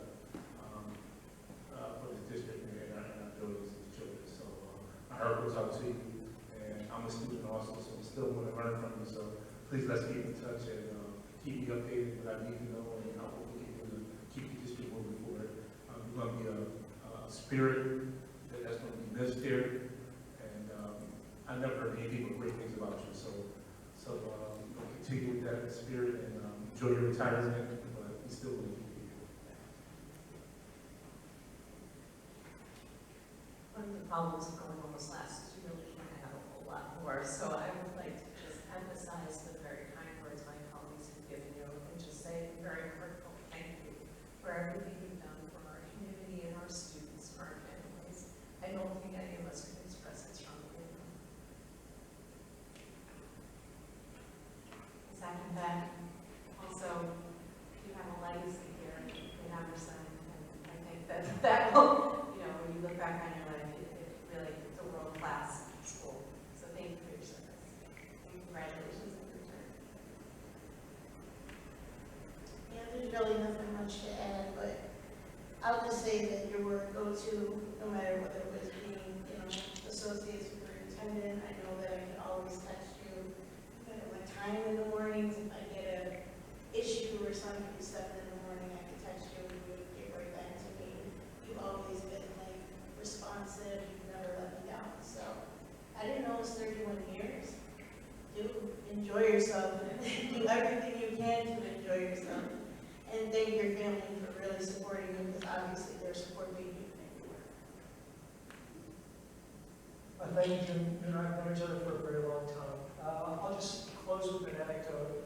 So when Jim took over Emerson, I was in there visiting one day, and he was at the front door at dismissal, like talking to students and all that. And at the time, Emerson saw a dramatic increase in student achievement by a variety of dimensions. I remember asking Jim, like, how do you get this done? He said, I don't let my kids fail. He was like, every day I talk to them to dismiss, every week I check out the progress, et cetera, et cetera. And when he went to the next level, we saw the type of commitment and dedication, not just to an individual school, but to the whole district. So thank you very much. Can I say something with Chair? Mr. Weimer, my voice carries. So Mr. Weimer, my daughter, thanks to you, graduated high school. My daughter began at Sacred Heart. In the end of her first half of the year, Christmas time, she decided that she did not want to go to her all-girls high school. She ended up in Emerson. To say that she is a success today would be an understatement. A lot has to do with you and Mrs. Stokes, who got my daughter through very, very difficult teenage years and situations. And for that, I am eternally grateful. Talking about security too, Mrs. Prim, she was a mentor to my daughter. And to this day, she cooks, she uses everything she learned at Emerson. She even had her own little business from her home making decadent desserts. And she can cook like you cannot believe today. And it's thanks to Emerson. Yeah. Wow. And when you say about him making sure that no student fails, that's what he did, and Ms. Stokes did with my daughter. Because if it wasn't for him, she would never have passed algebra, never have passed English, but they kept on her and encouraging her in a good way, and always lifting her up, and all the students in that school. And then another component of that school is that they have children interacting with other children that have disabilities, which is important because children need to know that there are different kinds of people in the world. And at that school, they interact with those other children every day, which is important. I will be forever grateful to you as a principal and as a person for my daughter's success today.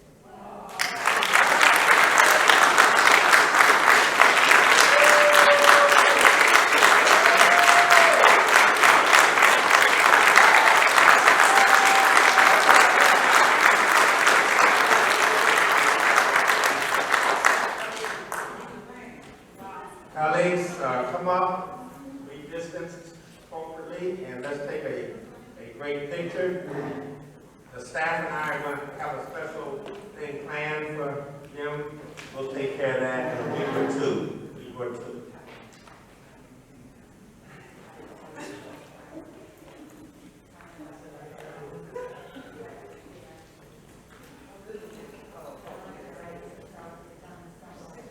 Did anyone go to the bill chain? If so, I would get away from them. I would definitely get away from them. I'm going to stay right here.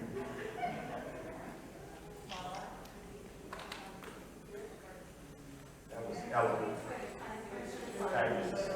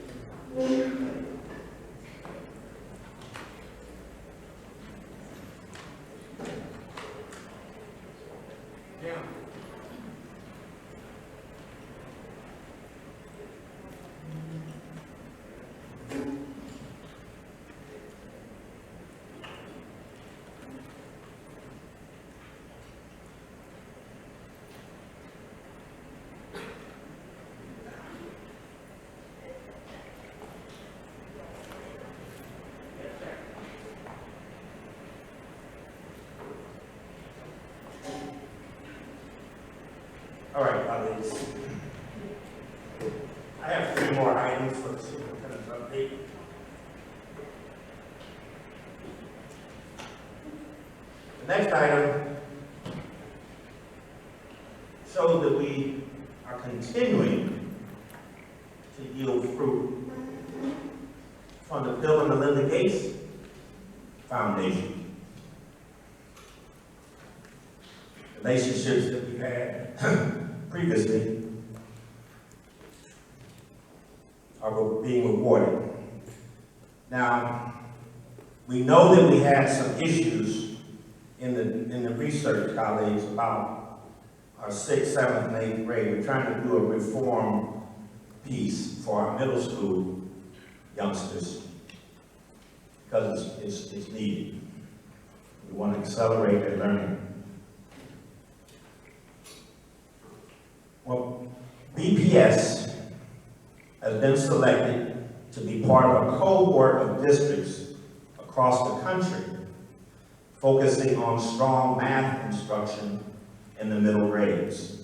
In our case, grade 6. Grade 6 teachers and administrators at identified schools will receive training and support to explore the interplay between content, pedagogical knowledge, and curriculum implementation. Schools 6, 31, 33, 37, 59, 69, 74, 89, 92, and 97 have been identified for participation in the first cohort. Training will take place on Saturdays, and participating classrooms will also receive coaching support.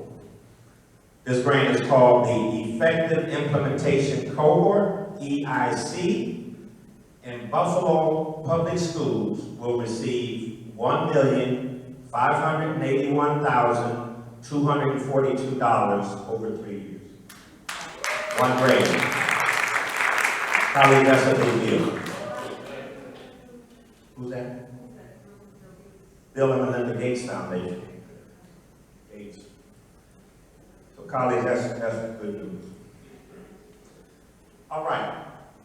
The next item is that we have in our midst right now 2 outstanding educators that are on your board packet tonight.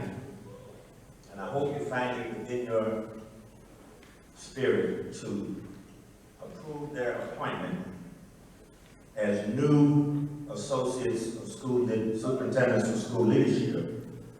And let me just say a word or two about them. I could speak quite a while about them.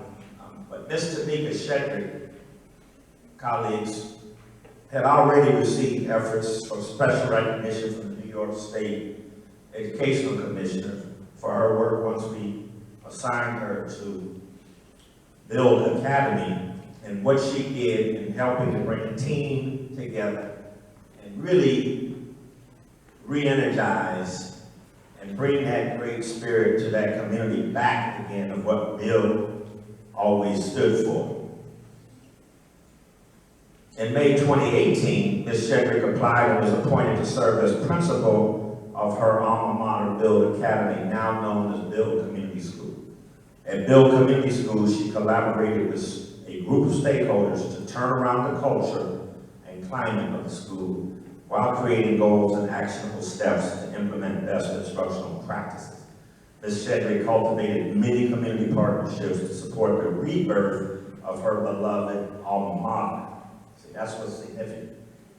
When some of our own Buffalo's people grow up in Buffalo, go to Buffalo Public, and then are graced with an appointment at schools that they once attended, that's as important than paper often, especially when they bring that love and they bring that spirit. And every time I would visit 92, Ms. Shedrick always had her backpack on in the school because she was going from classroom to classroom, had her notes, had her walkthrough notes, and believe me, she has turned around that school, but the work is never done. And so we also had appointed her last April to become a coach for assistant principals. And she has thrived in that role, and she finds it very rewarding with a caseload of 6 assistant principals. I could go on and on, but the bottom line is she's part of a cohort of African American women who serve on my cabinet and who serve in principalship roles, who are working on their doctorate degrees. And they're working on it together in a cohort. And I think that's very special, colleagues. It will teach UB how to do their work better, and our students certainly will be the beneficiaries of it, bringing that advanced degree back to Buffalo. So with great respect and appreciation and many, many more words I can say about Ms. Tanika Shedrick, could you please stand, please? Appreciate you.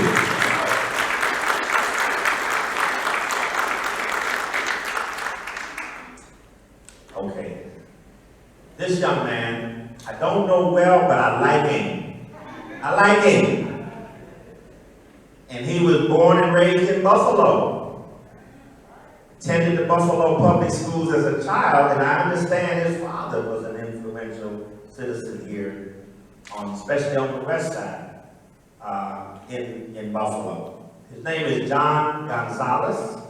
John Gonzalez, proud of his Latin heritage, and as soon as he got his certification from Buffalo State College in dual certified in elementary and special education, he went to work, got his first job in Rochester in a self-contained setting teaching special education, and has just risen through the ranks in Rochester, starting as up through as a director of expanded learning time, serving and supporting 15 schools, ultimately taking on Francis Parker School and improving that school. It's one of those schools that we bad, we good because we better than the other schools. But what John found out, as I found out, as we find out, is that when you rest on your laurels, you often aren't as good as you really should be, given what you could be. And so John took over the Francis Parker School, which is like our 64, but he improved it significantly from where it was. And then, but because he did that, he was asked to take on a lower performing school, a much lower performing school, and he then turned that school in the right direction. He's still working on it, but he certainly has it on his way to being turned around. So long story short, John is thrilled and energized to be coming back home to the Buffalo Public Schools. And he's been asked and recruited by all kinds of district colleges. But he said, no, I want to come to Buffalo. He's heard a lot about us, and he is committed to supporting this community and strengthening practices and doing all he can to be able to lift the children of Buffalo. So please, welcome John Gonzalez. Welcome, John. Welcome. Glad you're here. He's going to be an ASL, he'll have about 11 schools. We haven't quite worked that out yet. I think I've got the recommendation, Darlene, and we'll be looking at that tomorrow. Okay, colleagues, that's an item that's very significant for us. This fills the void when Contan left and Cassandra moved to a new role. Now the next item and last item for tonight is, I could have given an update on a whole host of issues, colleagues.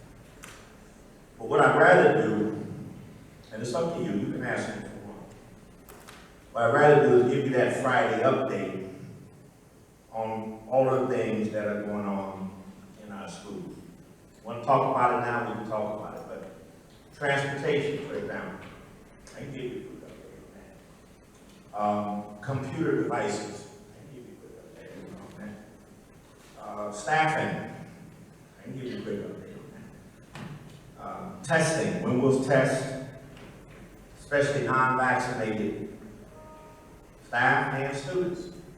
We'll be starting that in earnest in another week or two. So all of those operational issues that you might have questions about, or you might be getting questions about, I can give it to you from my vantage point. And then if you have specific questions, I certainly have all the experts here. You'd like it quick from my perspective? If you could please, Dr. Cash, I know that we've received many, myself and fellow board members, particularly about the license and transportation. Okay, fair enough. So, transportation. Colleagues, as I mentioned before, but I think for the record, and because we have listeners, and sometimes data points are important. In a normal year, we would have 667 routes. We would have 667 drivers. It's a big school system. It's a complex school system. It's a system that, for many of your foresight, wanted to make sure that every school was a school of choice. And if a parent wanted to get on a bus with his children, send them to another part of town, then we supported that. We supported that as a district. And so most of our students take yellow bus transportation. 27,000 students are on a bus every morning. Many of our parents in our course community don't have transportation, as you know. And so the bus is the main mode of transportation. When this national bus driver crisis, because it is a crisis, struck, we didn't say, well, I don't know what we're going to do. We said we're going to have to put everything, all the routes up on a big board and reduce the routes to about 515 routes, because 150 drivers we lost. We either lost to attrition, we either lost to retirement, we lost to other issues of onboarding, and policy of company that made it such that all of our drivers weren't able to qualify to come back. So, right now, we're working with 515 minus about 30 drivers each day. If we had 515 every day reporting, we would be pretty smooth out by now. But because there's still 30, which is 18 that resigned on the first day, plus another 12 or so that on any given day will not support. We then have to cover for those routes by taking the children to school with the drivers that come, and then going back and picking up the children that are waiting.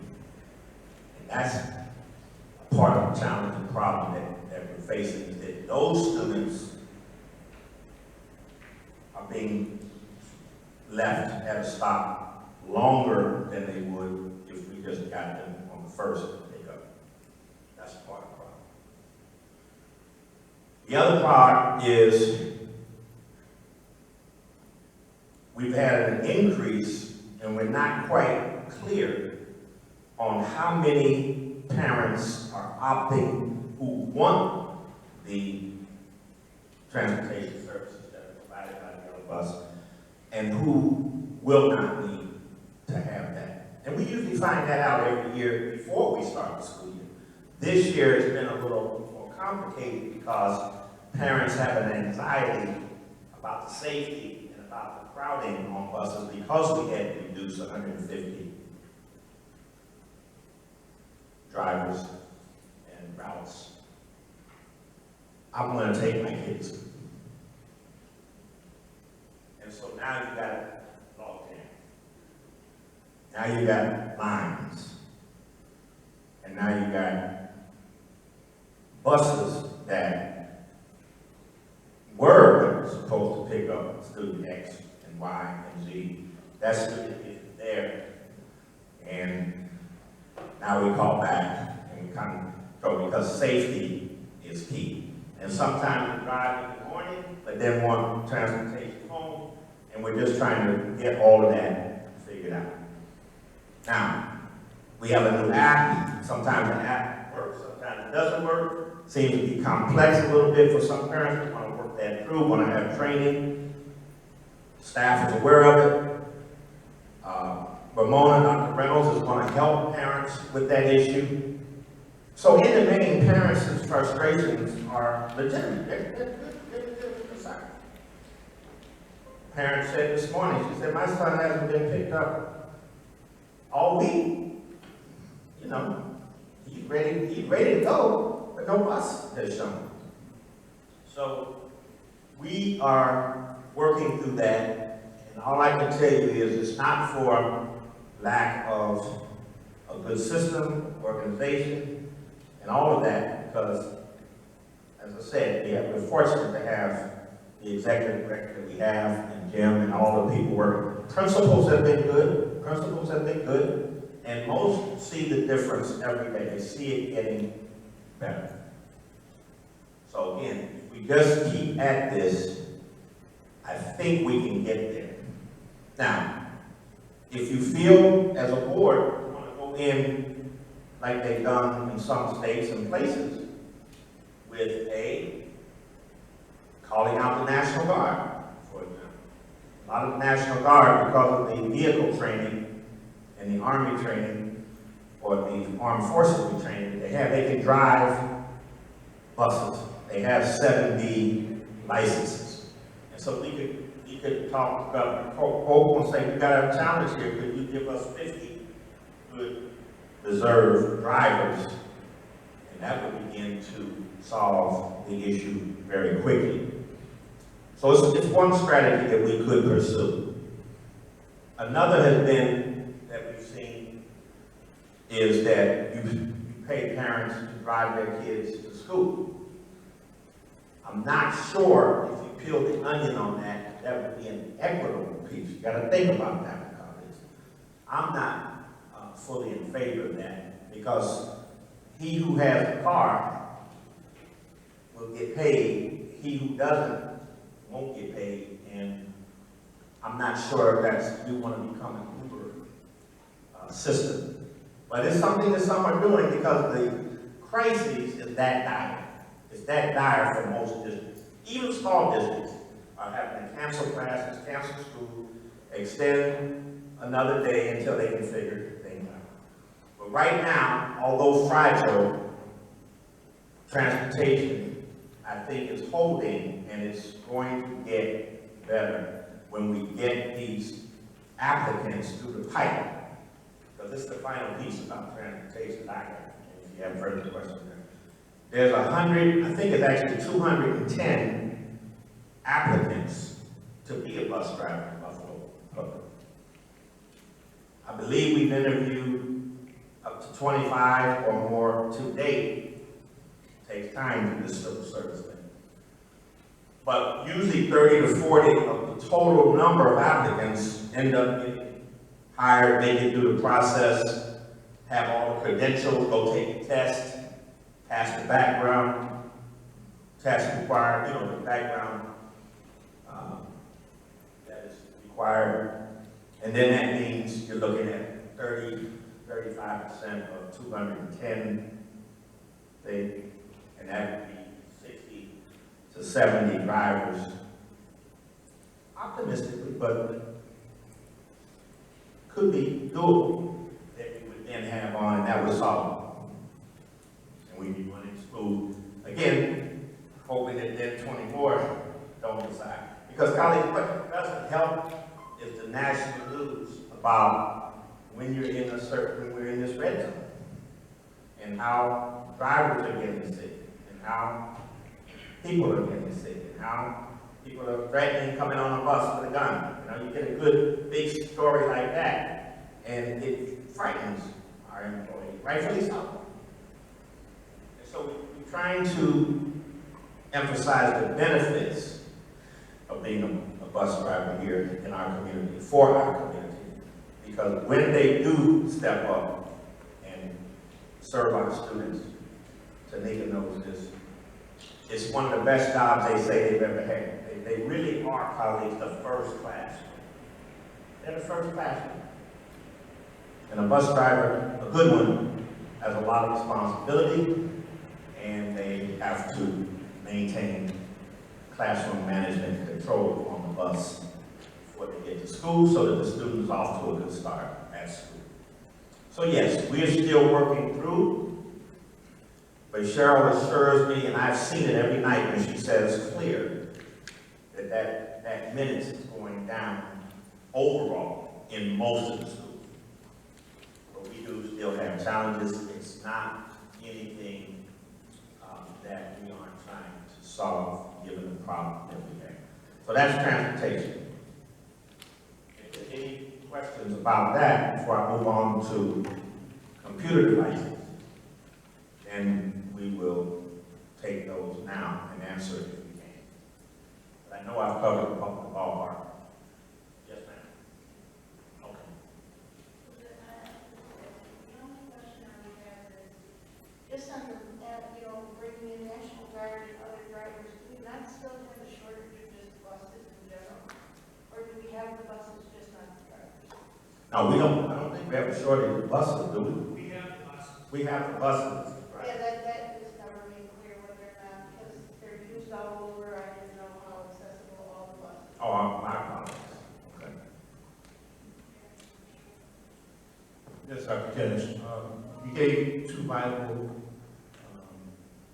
things that we can look at as far as for how to resolve the situation, or try to help the situation.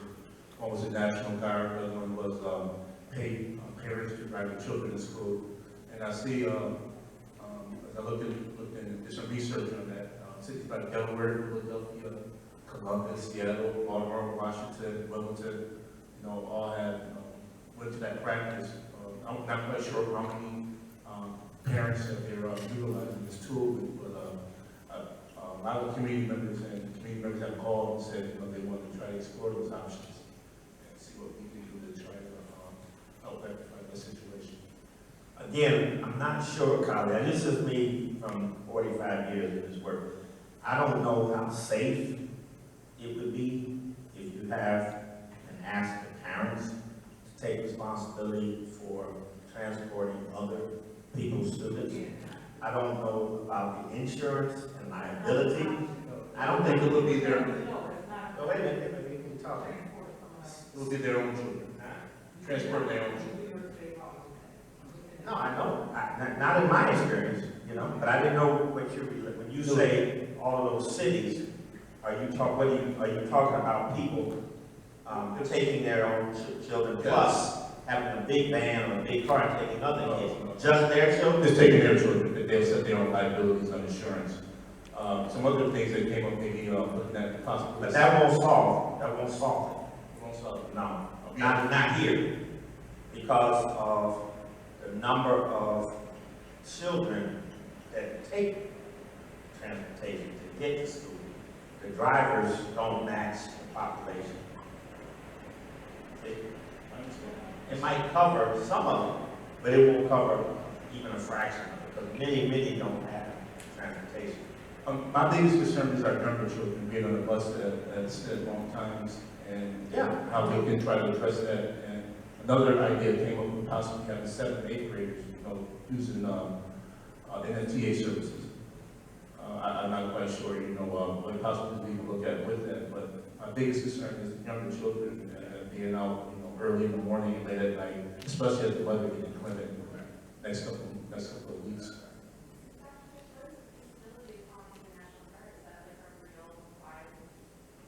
I don't know for here. That's what Massachusetts did.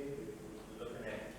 I try to look across states. We look at similar states, and Governor Baker did that in Massachusetts, particularly for the Boston schools and some of the other larger cities there, Springfield and others. I wouldn't know where to begin here to do that, but I wouldn't be opposed to trying to see where that can go. Call Kathy, call the governor, and say, what are your thoughts? They're saying,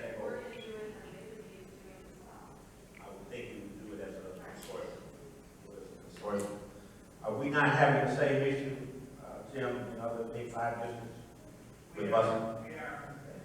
Rochester and a lot of the same issues. Yes, sir, Rochester.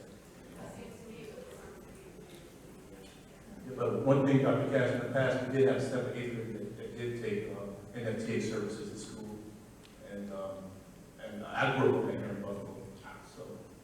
You can talk, just again, the ages concern me a bit.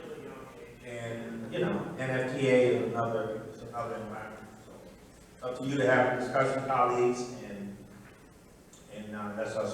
We will talk about it, we'll give you our educational vantage point, and we'll continue to work with you. Yeah, I just want to support exploring the idea of the National Guard. That's a viable option. It sounds like we're moving in the right direction, but it's not going to improve the point where we're satisfied by next week.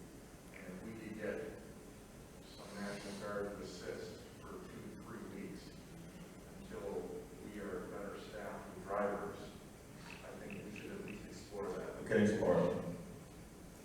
Will, can you work with me on that? Yes. So, in regards to, I have a couple of questions so I can be clear on, before I have an opinion on something. Approximately how many children are not being picked up in the morning and told, and picked up in the evening? Because I have parents that called me today saying that her son gets picked up, but he's not being able to be delivered at home at night, okay? So we need an idea of that. What happened in Boston, they identified the children and they back into the resources that they would have to provide. My concern is that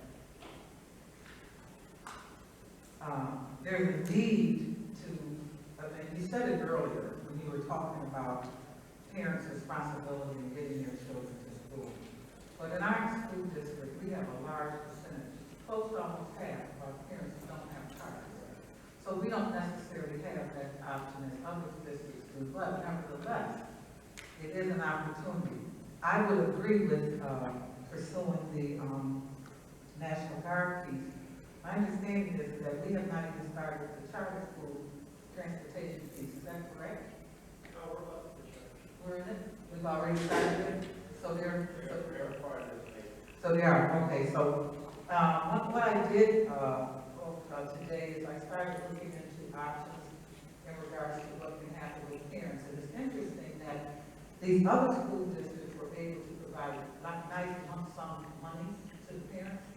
In New York State, however, it's a different ball of wax. It is limited to a certain percentage, and then all over that, the district would have to absorb. So you can only give so much per mile, et cetera, et cetera. So when looking at this, I really would like to see the possibility of bringing in as much support as we can. For the record, Rochester did not, Rochester high school students are not in school. They are being virtually taught this semester because of the transportation. So there are other things that are going on with the big 5 that are, that have similar situations where all of them are struggling. We thought we were in good shape until the people didn't come to work. Now here's the things that I'm being told, and what I'm going to ask and look into. I'm being told that there are people who want to be a part of driving buses. However, they have had felonies, not related to children or anything like that. They have that on their record, and the guidelines say that they did not participate in the process. Even though they're 15, 20, 30 years old, some of these felonies, they could not be a part of the process. In addition to that, I'm being told that First Student is still checking to see if people have drugs in their system, i.e. marijuana, even though marijuana is legal. And so as a result of that, you have people that are not able to qualify as well. So you may think that there's a light at the end of this tunnel, but I think based on what I've seen over the past 5 years, that this snowball is continuing to roll down this hill, and we need support. And if the National Guard can be brought in to support us, that would be great. The other thing is the community is reaching out, talking about getting parents involved and letting them bring their children to school. So, you know, that's a conversation that's being moved forward. I would be happy to share with the board the information that I received from the Big Five today in regards to this issue, so that you can have an idea of what's going on as far as what New York State law and commissioner's regulation says. And I'll share this with you up. And so that's where we are with that. But we definitely need to have a bigger conversation because children, time is of the essence. And the ultimate goal is to get up and running and get our extra after-school programs in place as well. And we can't do that with the problem with transportation. We can't get our students to sports. We can't do a lot of things without that. Here's my other question. What is going on with our vans? We have 6 or 7 CTE vans. None of them have been mobilized or anything. That's my first question. And my second question is, what about the policy that prohibits, I'm being told, that prohibits our principals, our coaches, and our people from being able to transport students? That when a parent or when a teacher goes out of their way to make sure a kid gets home, that they are jeopardizing their livelihood. Is that true, Nate?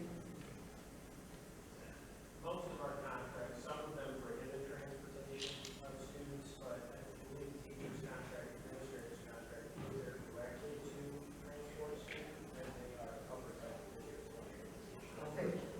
So can we at least put that directive out there so that these people are covered in the event you have a child sitting here and a principal has to take the child home? That's my answer.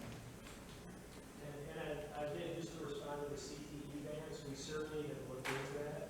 We do have Rob Harris here tonight, and I've spoken with him about that on several occasions. And we're unable to use those vans because the licensure required for it and the insurance that we have requires you to have a CTE certificate in order to drive those vans. And so that's the red tape that we can't get over.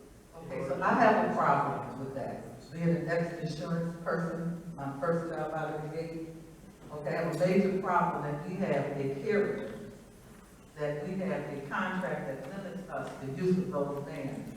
And we're paying them millions and millions of dollars a year.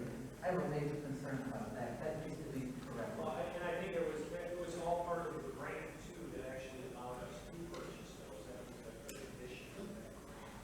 Yeah, so that we can go back to the grant funder and say these are hard times. That I just told y'all the Excel person, I don't take no. Yeah, I don't, we might get you on the phone with it, but yeah, where we can go. Colleagues, Will, would it be worth a call to our good colleague, Senator Tim Kennedy, who is, I think, as influential as any policymaker in New York State over transportation, and get him to see if we could dedicate some NFTA lines. I don't have a problem if it can be dedicated to our 7th and 8th grade, but to our younger children. See, I don't want to mix it, but if he gets steps in, you know he's on Buffalo, blue and red, and all those. I think we should call him. I'm going to call him tomorrow. He actually is my first call. We'll give him time to work it out. Yeah, I'm going to call him. Okay, you understand my thing? All right, colleague, anybody else? Wait a minute, so can we get some clarity here that these administrators are not exposed to unnecessary liability because they have not been instructed to do so as far as taking some of these children home? They're doing it. So, has that been communicated to them? See, people have a tendency 10 years or 5 years from now to have memory loss. But if you have got a piece of paper saying that this is the way it is, then that's cool. But I am very concerned that these people are putting their livelihood online by doing this. It seems to me as simple as a memo from the superintendent's office or from your office, they saying that during these times we are committing this. That includes the coaches as well.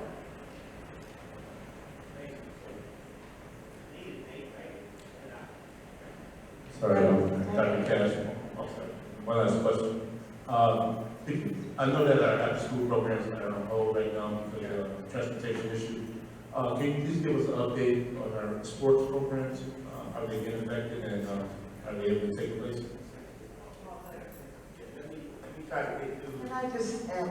some of the other issues that the staff, they have. Dr. Page, the thing about communication, Yeah. that's really what the parents are saying to me. It's like, okay, they understand we have a shortage and we can't control some of this.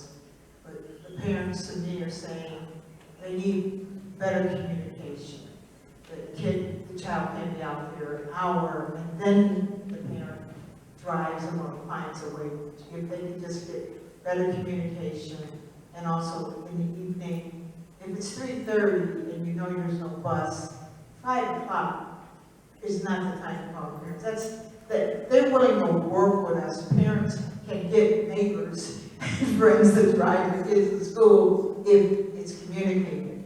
The other thing that I was concerned about is marijuana is now legal, and people who had convictions back in the day and gang drug wars, their records were supposed to be expunged. So it shouldn't be now. We got all these people who want to be bus drivers and they can't do it.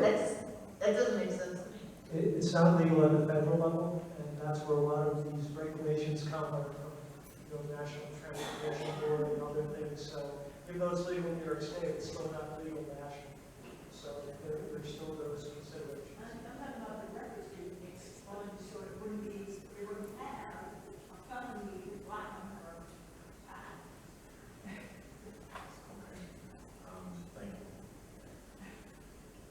you. Any other questions about transportation? Question about that sports programs? Any questions about transportation? Good? Good? All right. What I said, Terrence, was I was going to then give an update on the computer. And then after that, if you have other questions.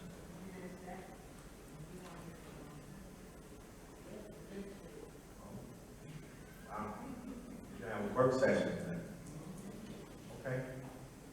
So colleagues, in short, the devices is a two-pronged issue.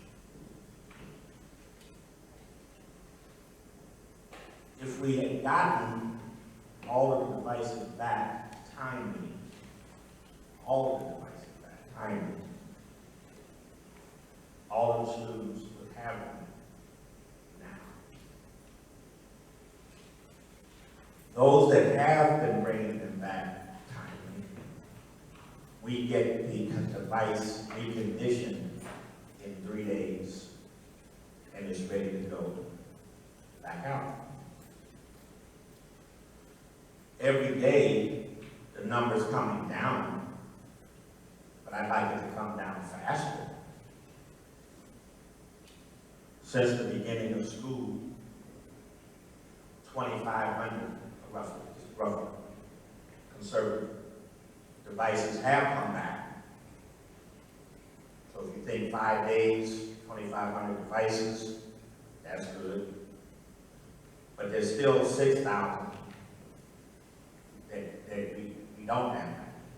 And it's not all colleges, let's be real, big system, complex, everything. Might not all be, I had it, I'm just having run back. It could be devices gone. Could be devices destroyed. Could be devices lost. Okay? So I'm not making any assumptions or anything. All I know is we don't have the number back that we expect while we're waiting also to get new devices. Good news is we started the process to deliver the devices. So kids every day are getting new devices. Every day.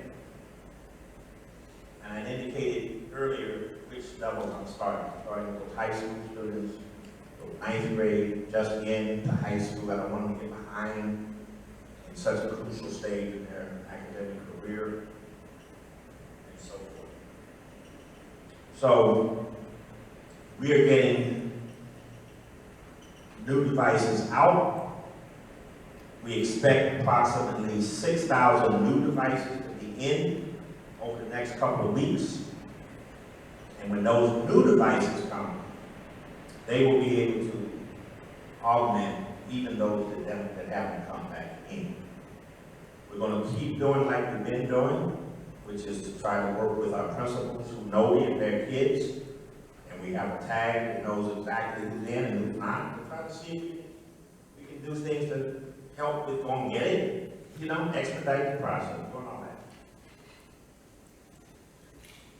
But we're not quite where we want to be. But the good news is that 23,518 students, that's a good number, have been cleared to get advice.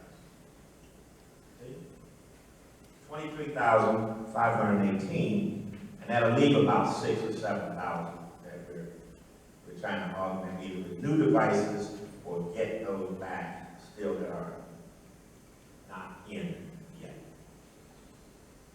So that's the issue with distribution of devices and getting us so that we can be back to best in class, which we enjoyed for a time last year, where every student has a device, every student has a working, operable device, and they can take place in their learning assignments and education at home, or when they come to school and they bring and participate in in-person activities.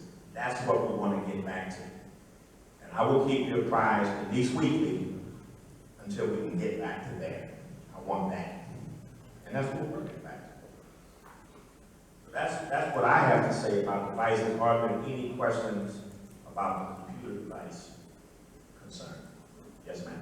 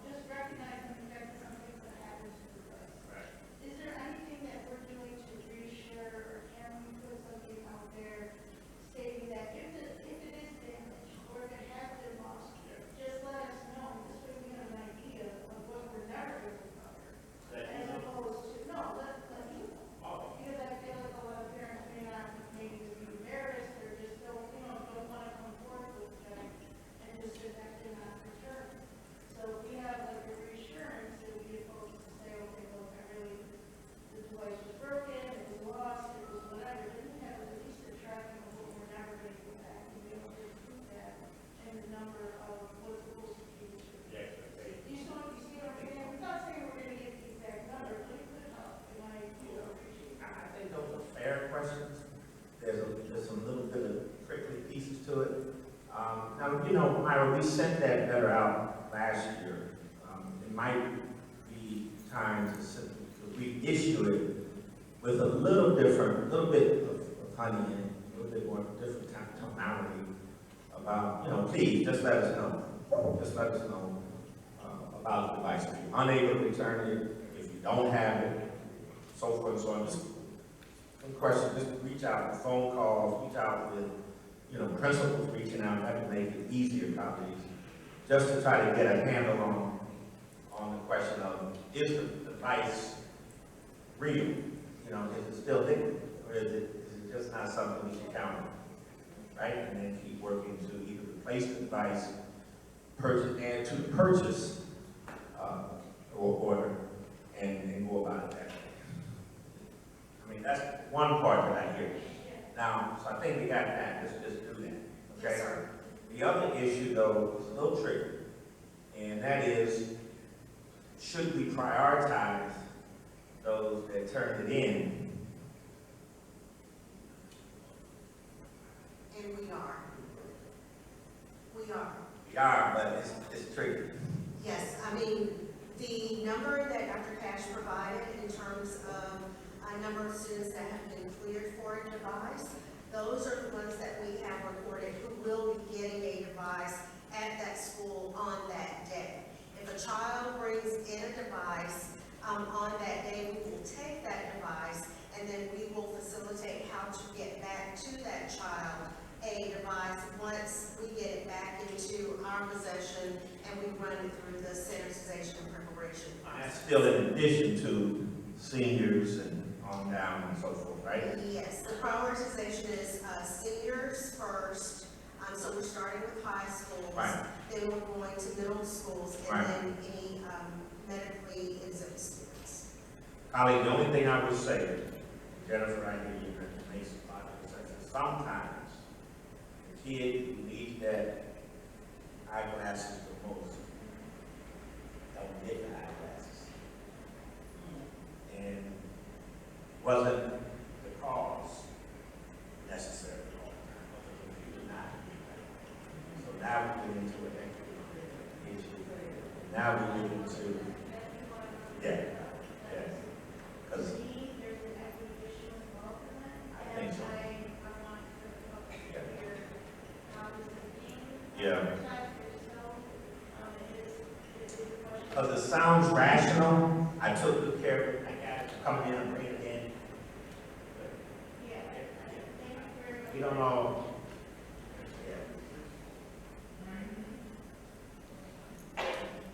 You guys can read in between. You get it. All right. That's all on that.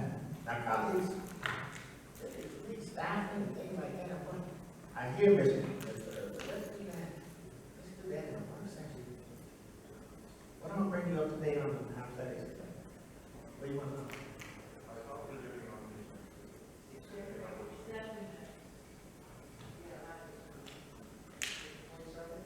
Next week for staff and sports. No. So it's part of the work session, updates for the staff. Staffing. I need staffing this Friday. Don't need a whole work session. I'm gonna give you, I can tell you that we're trying to move some folks through the pipe. And everything is on track to have a robust athletic season. I mean, what's the problem? What's the challenge? My question was about transportation and sports. Was it being affected about transportation? I didn't hear that part. I apologize. Are we hearing that it's a problem? Maybe?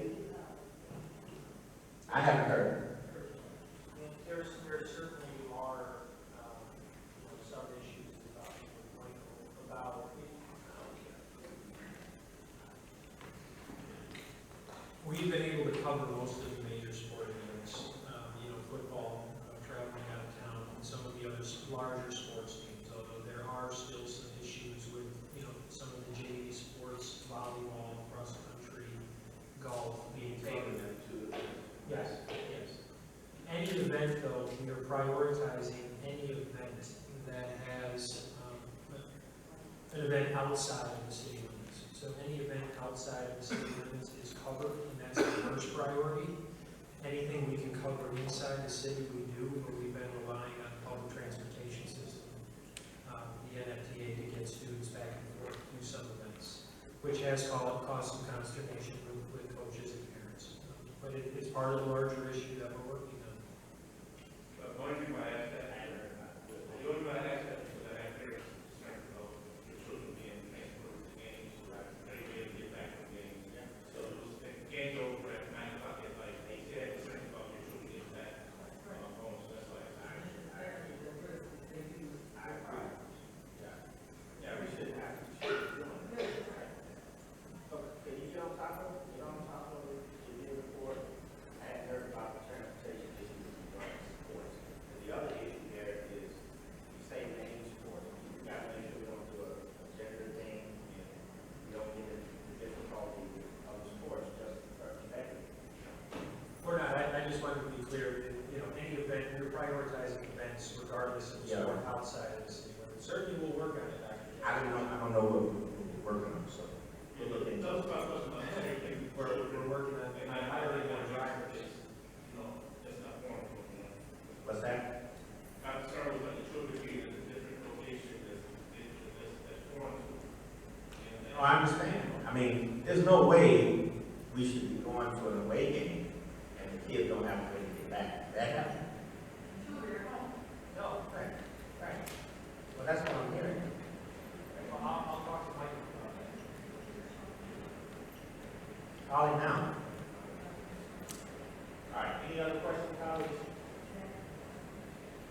Staffing? All right, let me give you what I have for staffing. In terms of teachers, I think we are in pretty good shape overall. District-wide, we only have 33.5 vacancies. At this time, 33.5. Just come on up. We have substitutes, which are an important part in these first couple of weeks. We've hired 62 new substitutes, but I would have the question of how many of our veteran substitutes are our ones that we've always had prior to what we have. So it would be that number plus 62 will give me a total number. You have that number for subs. So on our roster, we have as active about 800, but 500 are working every day. So this adds to the 500 that are constantly working, which is about 562. Okay, so I'm gonna let Ms. Warren pick it up from here. And if you have questions at the end, then we'll go back into that group. That way at least you get that overall flavor. She's gonna talk about agent assistants, school clerical, security, we already talked about. I've heard about food service. It would be good for us to clarify food service. And then staffing challenges that we're having. Administrative vacancies, we don't have any of concern at this time. So, Jamie, I wouldn't focus there. And then you got the new hires on the Office of School Leadership, those are important. And then any other group that is a key group for us, custodians, for example, engineers, that kind of thing. So, go ahead, Jamie. Yes, Dr. Cash indicated we have 33.5 vacancies for teachers, which brings us at a 99% filling of our vacancies. Along with positions that were added, we did have resignations, retirements that totaled about 140 separations. We had backfill separations as well as add new hires. So we had 79 new hires from our traditional recruitment efforts, 12 new hires from our beauty residency program, 24 new hires from open contracts, which are our early recruitment events, for a total of 115 new hires as of September 1st. For our substitutes, Dr. Cass mentioned 62 new hires as of September 1st, but we are also having a recruitment event on Saturday for additional substitute teachers. For our aides and assistants, from our recruitment efforts, we have 74 new applicants, and we're processing those applicants through civil service. Our school clerical staff is at 98%. There are 2 clerks who are accepting promotions, and we still have a couple that we're hiring. We indicated for our school security officers that there have been additional positions added to the budget to staff for our security officers, and our executive director of security has interviews that have taken place and interviews that will take place, and then he's going to select for the new positions.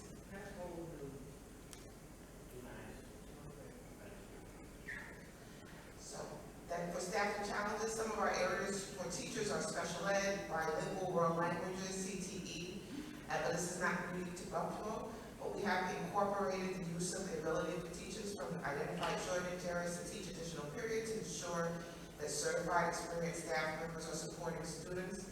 We accept principal recommendations for teachers who are eligible to teach the additional period. We're also experiencing vacancies in civil service positions such as food service, teacher aide, teacher assistants. These positions have a high turnover rate and are continuously recruited. The hiring process is also extended by civil service. Just to give a particular update for food services, we have recruitment efforts over the summer for June 24th and July 9th. Out of those recruitment efforts, 29 were hired in August, 11 new hires started on the 14th and the 15th of September, yesterday and today. 10 former employees returned to work in August and September for a total of 50 staffing. So over the years, each year, we've looked at a snapshot of our hiring for our food service. You because we have a lot of turnover. We closed the year with 409 active food service members, but we currently have 262, so the turnover is tremendous. The top 4 reasons for separation are COVID-19, supplemental unemployment benefits, higher wages elsewhere, child care issues, vulnerable family members. So when we looked across the average of how many we had over the last 4 years, we averaged the year with about 304. But right now, we have 262, and then with the 50 staff members that we brought in, we're hitting our average of how many we usually hire at this time of year. Because it's a continuous process, we're continually hiring and restaffing those positions, but lots of turnover and sharing those challenges with you.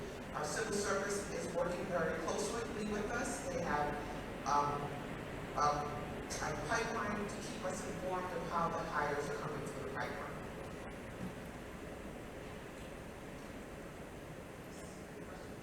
Any follow-up questions or concerns? All right,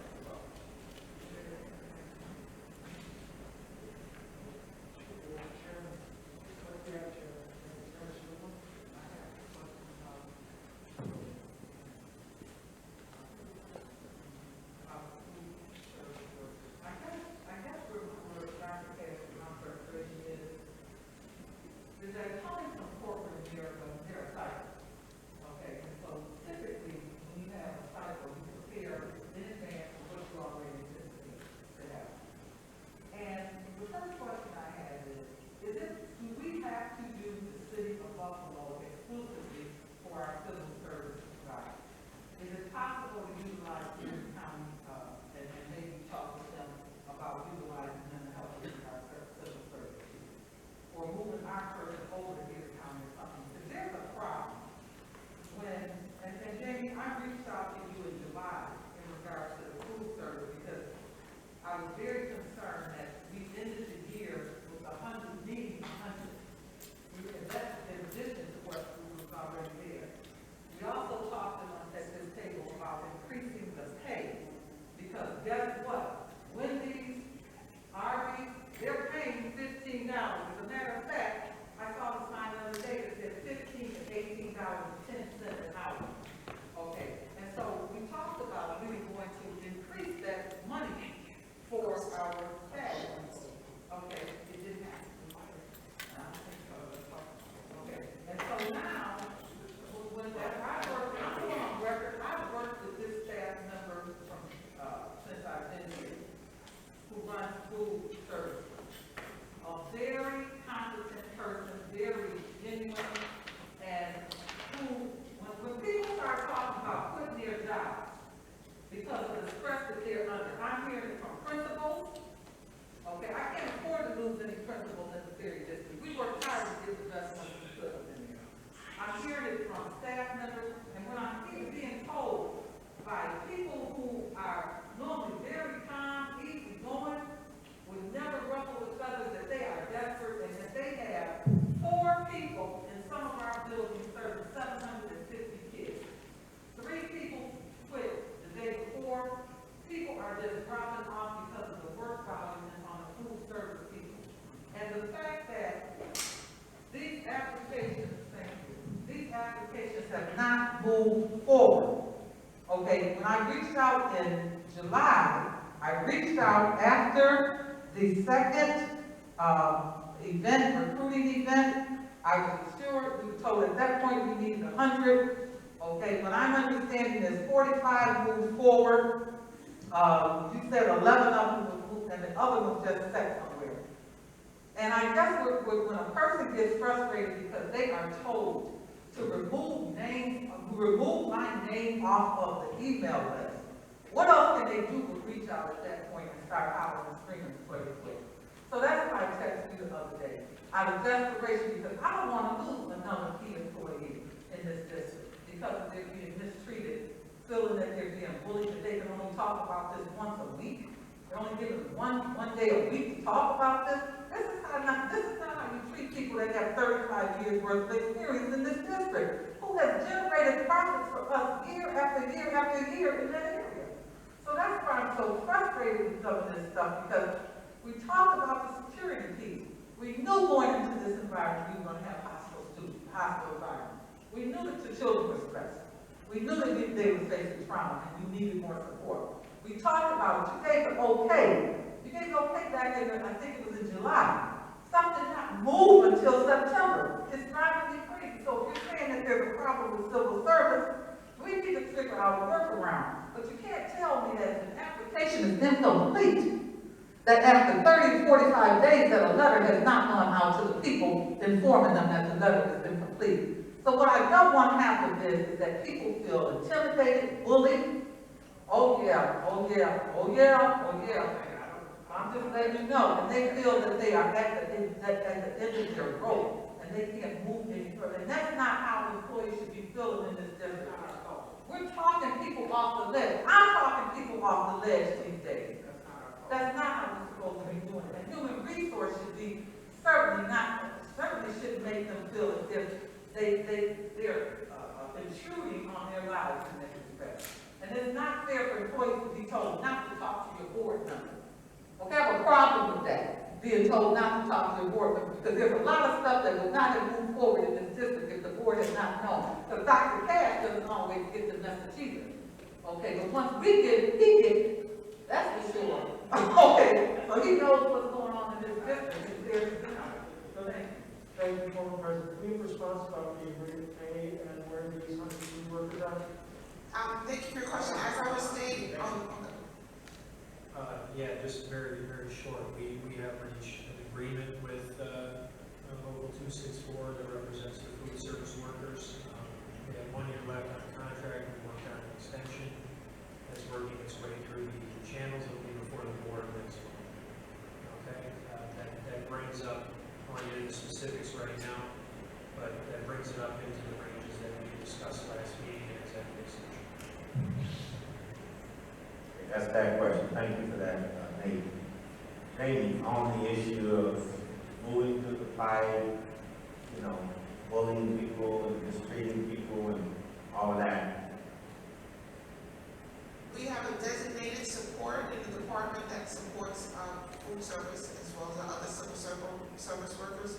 But we are hiring every group all the time. So I share hundreds of hires that we're doing. Dr. Cash has recently invested in more staffing in the department so that we can support even more people, whether we hire teachers, we hire food service, we hire security, we hire teacher aides, assistants. There are a lot of titles, and then there's 7,000 employees that we support. So with our current staff level and the increase, that's hopefully going to be helpful to us. But there's never a time when there's bullying, like I said, that's not part of our culture. I'm very responsive to anyone who has inquiries, but I did assign a staffing team to support with the food service onboarding. So.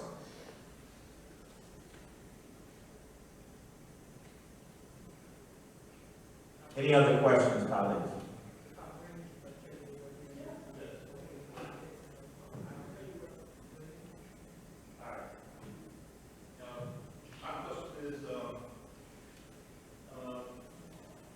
Procurement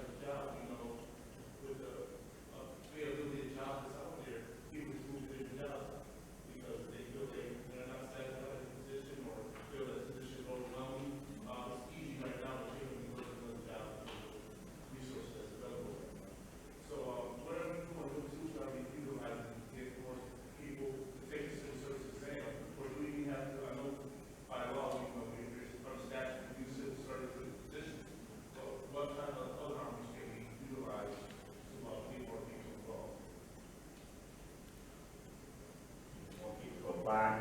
More people to apply, but we got to go by the civil service statute for every job. We have temporary appointments for jobs until they fix the service. Yeah, so colleagues, Jamie, you and your colleagues are here, some of your people are here, Lieutenant. What, did you hear Mr. Hurd's question? Yes, it is a process to be hired through civil service because you have to be fingerprinted and your fingerprints have to clear. You have to have a physical and be successful in the physical. You have to provide proof of residency, proof of your high school diploma. There's a lot of paperwork involved in the civil service hiring process. So above and beyond what we ask for as a district in our application process, then they also have to be cleared by civil service by verifying a lot of information, and it does take time. So this is something that's not new. It's always been a part of how you're hired through civil service, and there are people who become very adept at it. We go to lots of public events. Some of the events that we had this summer at the Adult Education Center, we actually sat with employees. We had interviewed them on the spot, then sat with them and helped them fill out their application. Food service, Bridget and her team sat with employees and helped them fill out applications. The bus aides, Cheryl Kennedy, her and her team sat with us because we knew, one, scheduling, two, where they had to go. So we put the events, we had about 5 in the community, at the community centers. People could walk in, be interviewed on the spot, and then we helped with their paperwork. That was part of what we learned from being more supportive of our new hires, and that's why we're so able to bring in so many. So June, July, August, and we're going to be holding monthly recruitment events just like that, with the ability for people to walk in, be interviewed, and be assisted with their paperwork. That's a part of our process going forward. So we have one scheduled for late September or early October for food service and transportation. So we know there are barriers to people, that being helpful and working with them has been very successful. And Tammy led the recruitment efforts. Tammy Holly McGee led the recruitment efforts this summer, working with our department. Maybe the big question is it time to modify our standards so that people can meet some of the qualifications? Even with transportation, we spoke today about people who had positive marijuana tests in the past or convictions, and those people are being alienated right now, for work, and they apparently, they feel that this is a position that they can achieve in, even like food service worker. What can we do to modify the standards so that these people who apply can have opportunity to fill these needs? Well, there is a fingerprinting requirement, so you can't work in a school with children if you have any kind of criminal background. So that is something that would have to change. Is that going to be modified? Yeah. Now, wait a minute now, colleagues, the question is a good conversation. Certainly not to modify the criminal background, so we got to agree there. On the marijuana, colleagues, that's true. Okay? It's an industry standard. We're talking about driving kids to and from. About whether it's legal or not. Alcohol is legal, but you don't want to drive while you're impaired.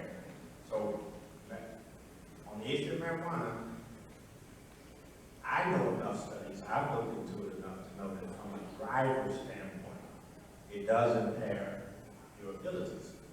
And so, industry has set that rigorous standard, rightfully so, in my professional judgment, that drivers shouldn't be impaired with marijuana, alcohol, or any other substance that can impair your basic senses. So, if you mean modify it that way, I'm certainly not going to advocate for that. That's a federal issue, it's a correct issue, and so forth and so on. But if you mean, trying to get incentives, because I believe that should occur, if you mean being competitive and looking into the reasons why some drivers are resigning or why we're not holding, all of those kinds of issues, I think we should research thoroughly. If they're leaving us and going somewhere else, then where are they going and why, right? And I think we need to be competitive. We need to tell first student that we want them to be competitive, because we haven't used all the routes, but yet we have the money. We do have the money budgeted. So they need to do everything they can, in my opinion, to provide the service. I'll hear, a little bit about it anyway, but I'm not gonna hear it all year long. They got to deliver because we're paying them. So I do believe those kinds of things should be upped. The pressure and the working with the first student and then know our expectations and see where that goes. So I think there's a few more areas we can pursue. Now in terms of advertising, maybe we're missing some population. I think that was a good question. Do we advertise like we said we were going to do? And I've seen it sometimes, I don't know if we do it all the time. Do we advertise and all of, a lot of people meet the challenge. Every time I go up and get my famous donuts back up there on Main Street, 3-4 times a day, they reading the challengers out. It's out. So people do read that thing. The criterion is another one, right? So we should just advertise it. You never know who you can pick up when you look. You got to go to the places where people live. They don't read the weekend. They watch TV, our people, and they read Challenger, and they talk to people. So advertise with them and on Facebook and get as many folks as you can to apply. Some of our stuff is broken. College is old. It's older than dirt. Yeah, come on, people. Improve your process if it can be improved. You know what to do.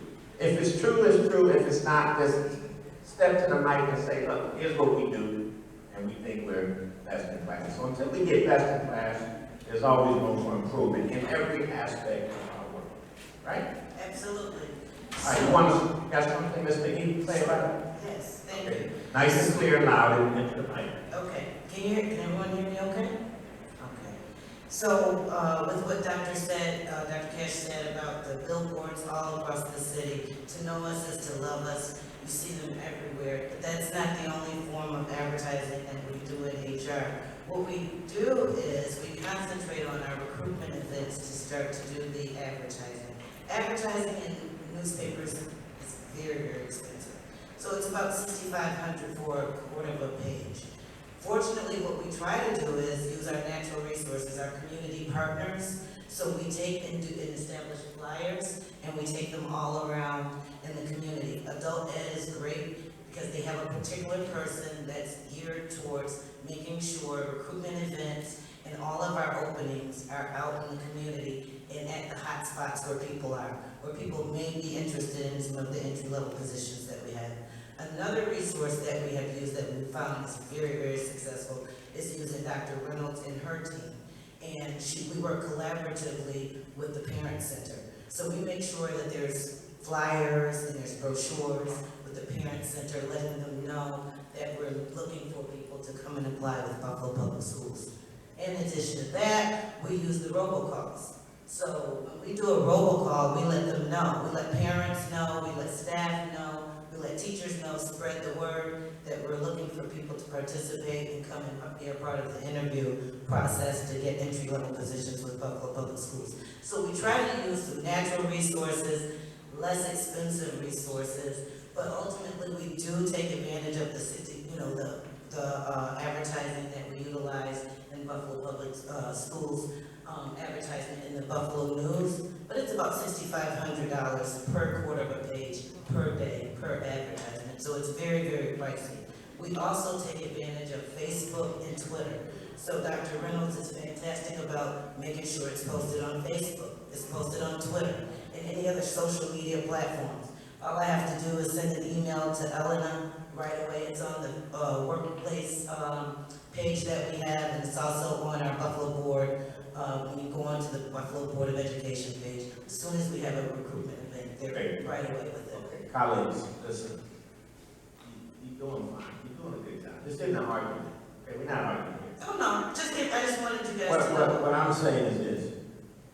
We gotta hire the people we need. Whatever that takes. We gotta hire the people we need. We got resources to do that. Let's just get it done. Let's just get it done. And then if we need to report in a work session or do a confidential memo, we can talk about some other things. There are other things, but we don't need to talk about everything. We're just talking about getting people hired, giving people, it's a worker's market. Somebody mentioned it. It's a worker's market. They can go wherever they want to go, bid to the highest. It's like an auction out here. right? So let's get our people back and serve.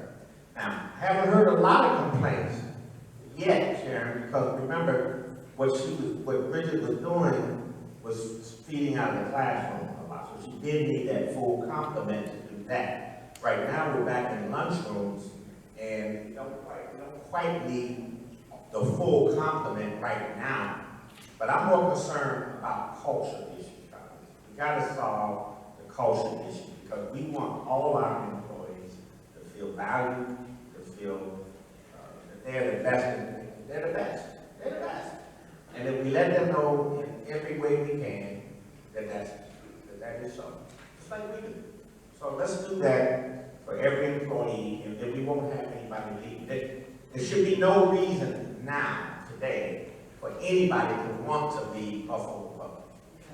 Because if they want to leave Buffalo Public, I look at that as on us. See? If they leave because, somebody got a job in another state, they got to go with their family, that's one thing. But if they leave because of something we could have done but didn't do, then that's on us. That's on us. Right, John? Tanika? Right?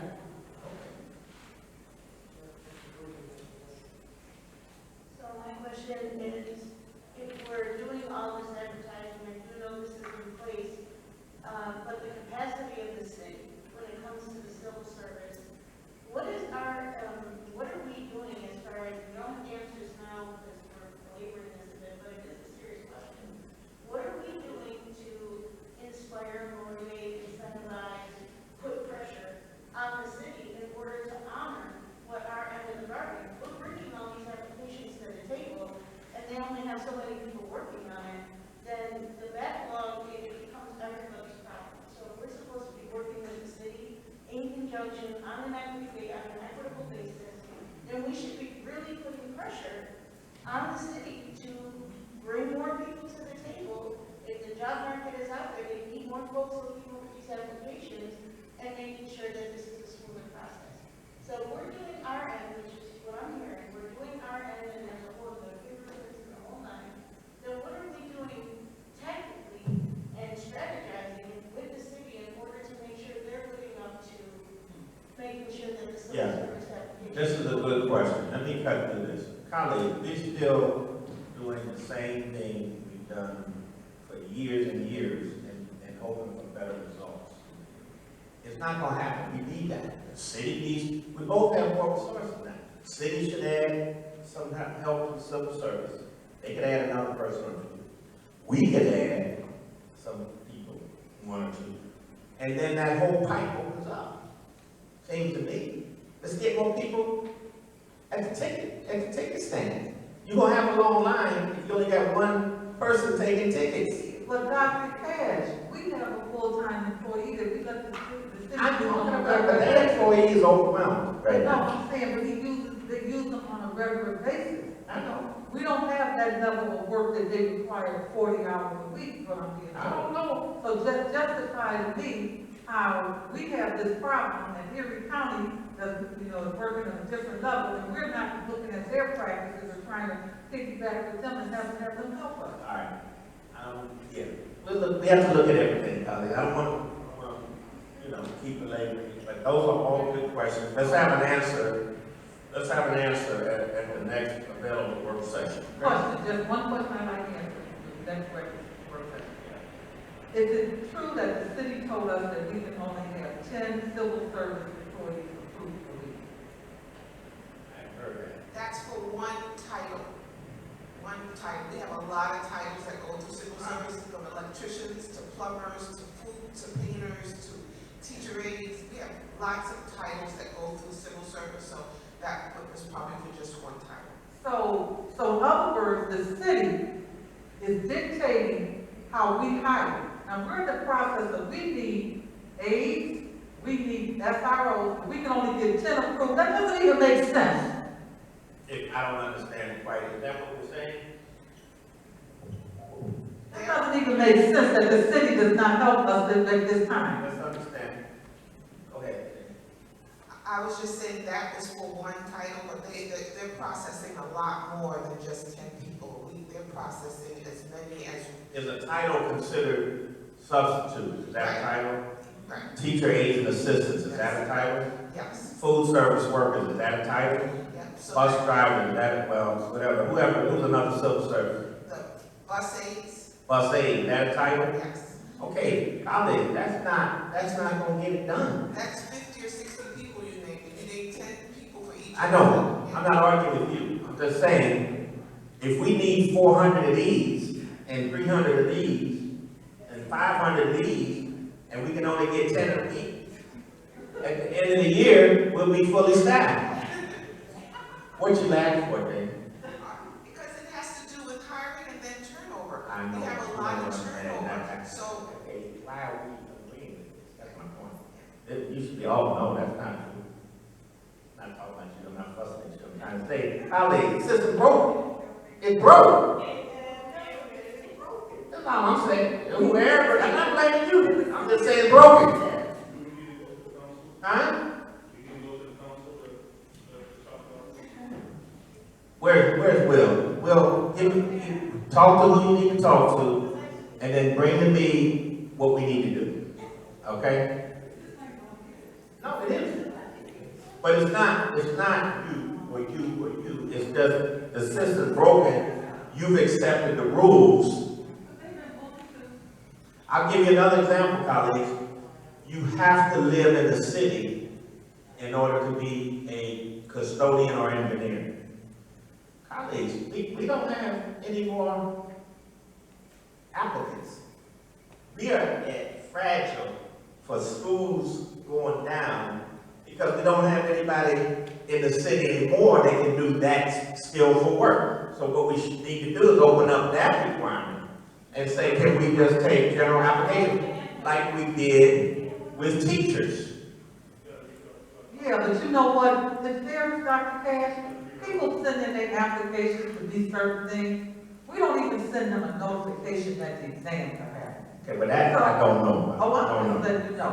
So as a result of that, so you say people want to apply for a job, then they're told that they have to take an exam. We don't even have a mechanism in place to notify them of the exam. You mean when it's civil service has a mechanism in place.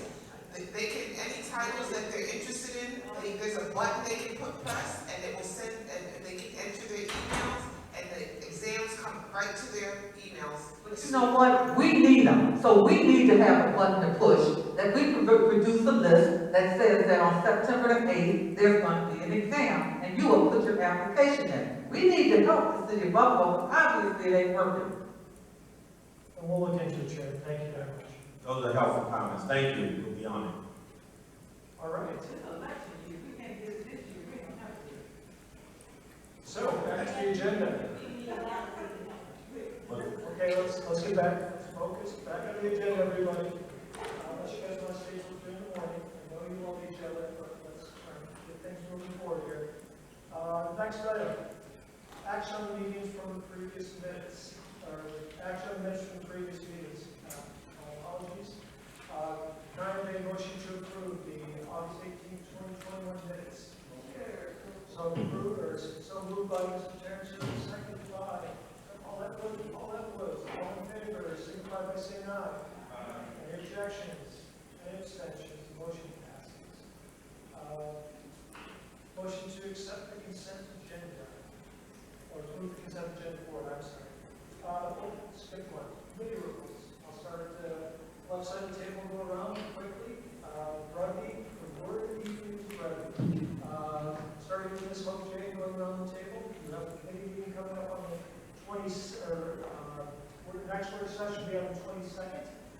We put the board meeting in between, so Ms. J, anything to report?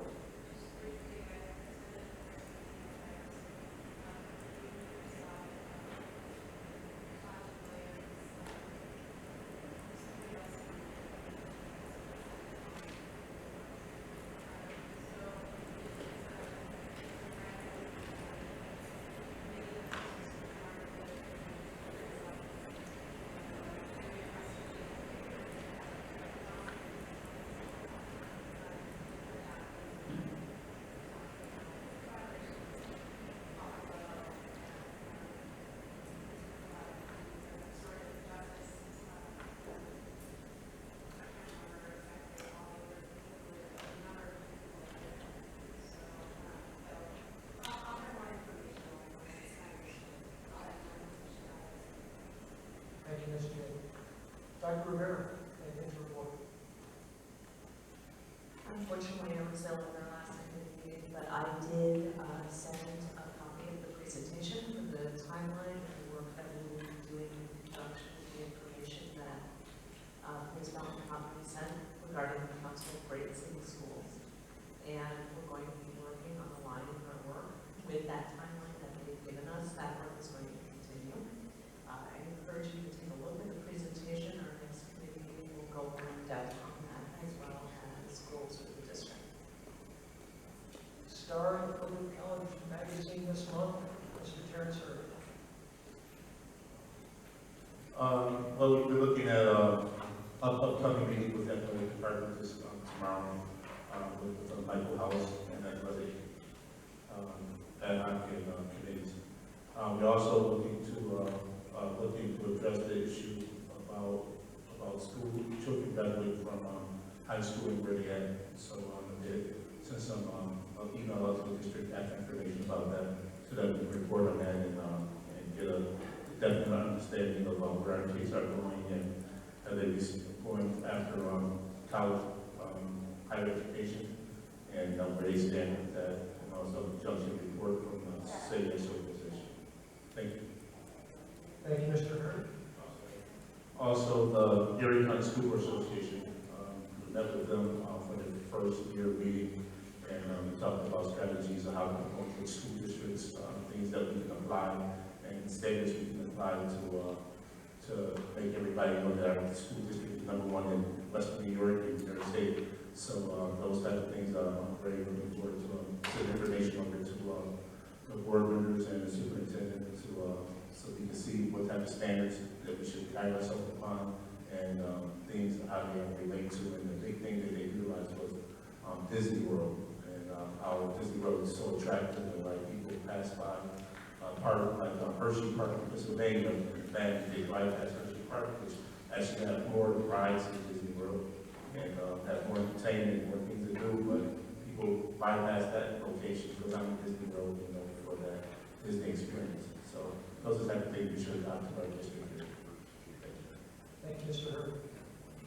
Dr. Kathy Evans-Brown, anything to report this evening?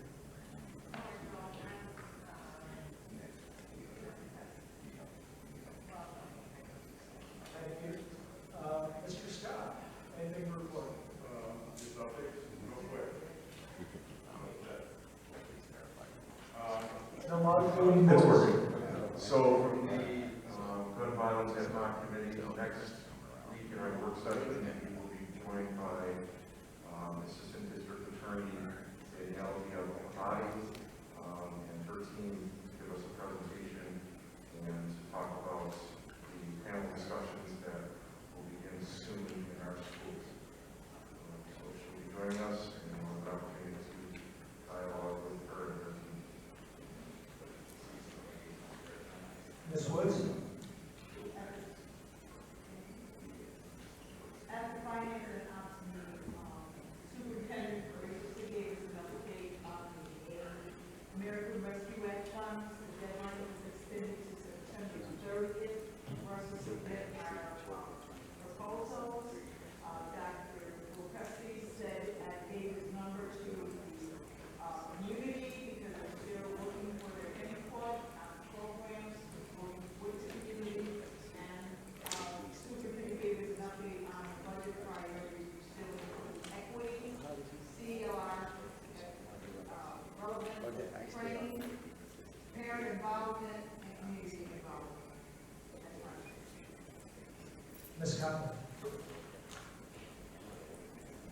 My report is pretty busy this month. I continue to meet weekly with the Council of Great City Schools.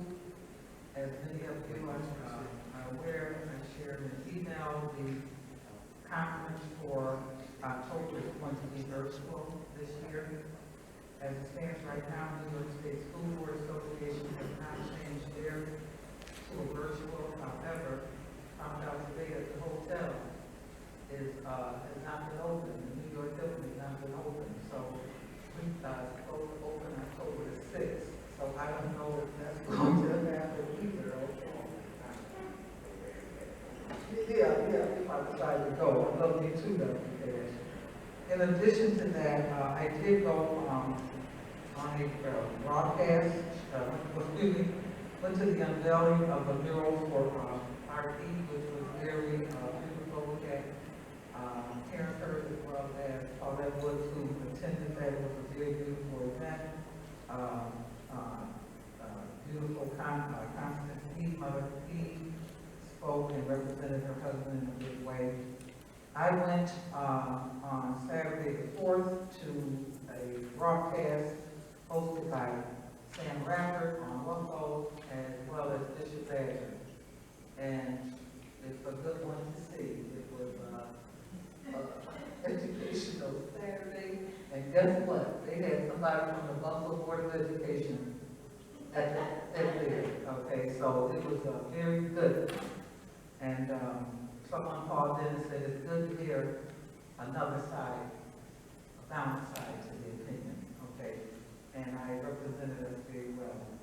Moving forward with the board as far as trying to honor our committee commitments, our ad hoc committee commitments, I would like to move forward with the equity piece and to start dealing with the registration and the entrance of our children and get an idea of what areas may exist that are interfering with our children moving to the next level.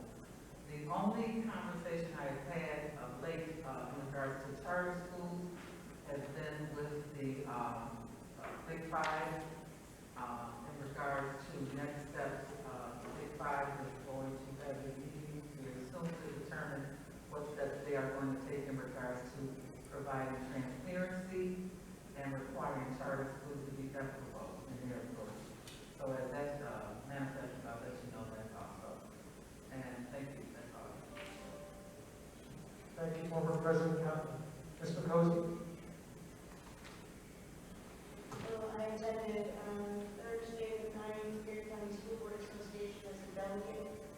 There were some changes made in the committee chairs. Buffalo was quite the focus, being the largest, as board member Hurd said, being the largest district.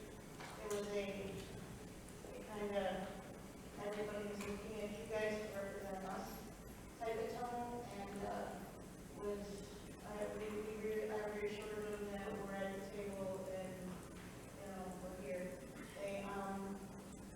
There's our next meeting is in January. There's bylaws that are being looked at and we're going to approve, and there's everyone who's representing Erie County School Board Association in some way, shape, or form. They're really going to be looking to us to represent. So I know legislative and our finance and executive, they're really looking to Buffalo. So I told them, it's a new big area. On September 4th, I held a backpack event at School 18. We looked for donations. We ended up with really $3,000 in donations and really filled 500 backpacks. And we gave each and every one of them one.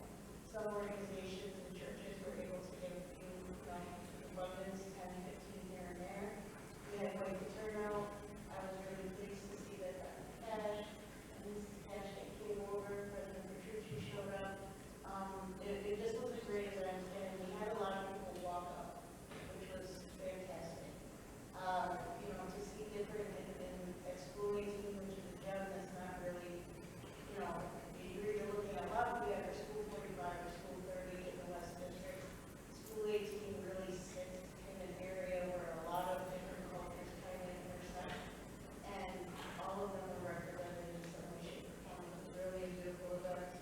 And we have so much supplies left over and more backpacks to fill that we're actually going to hold it on to January.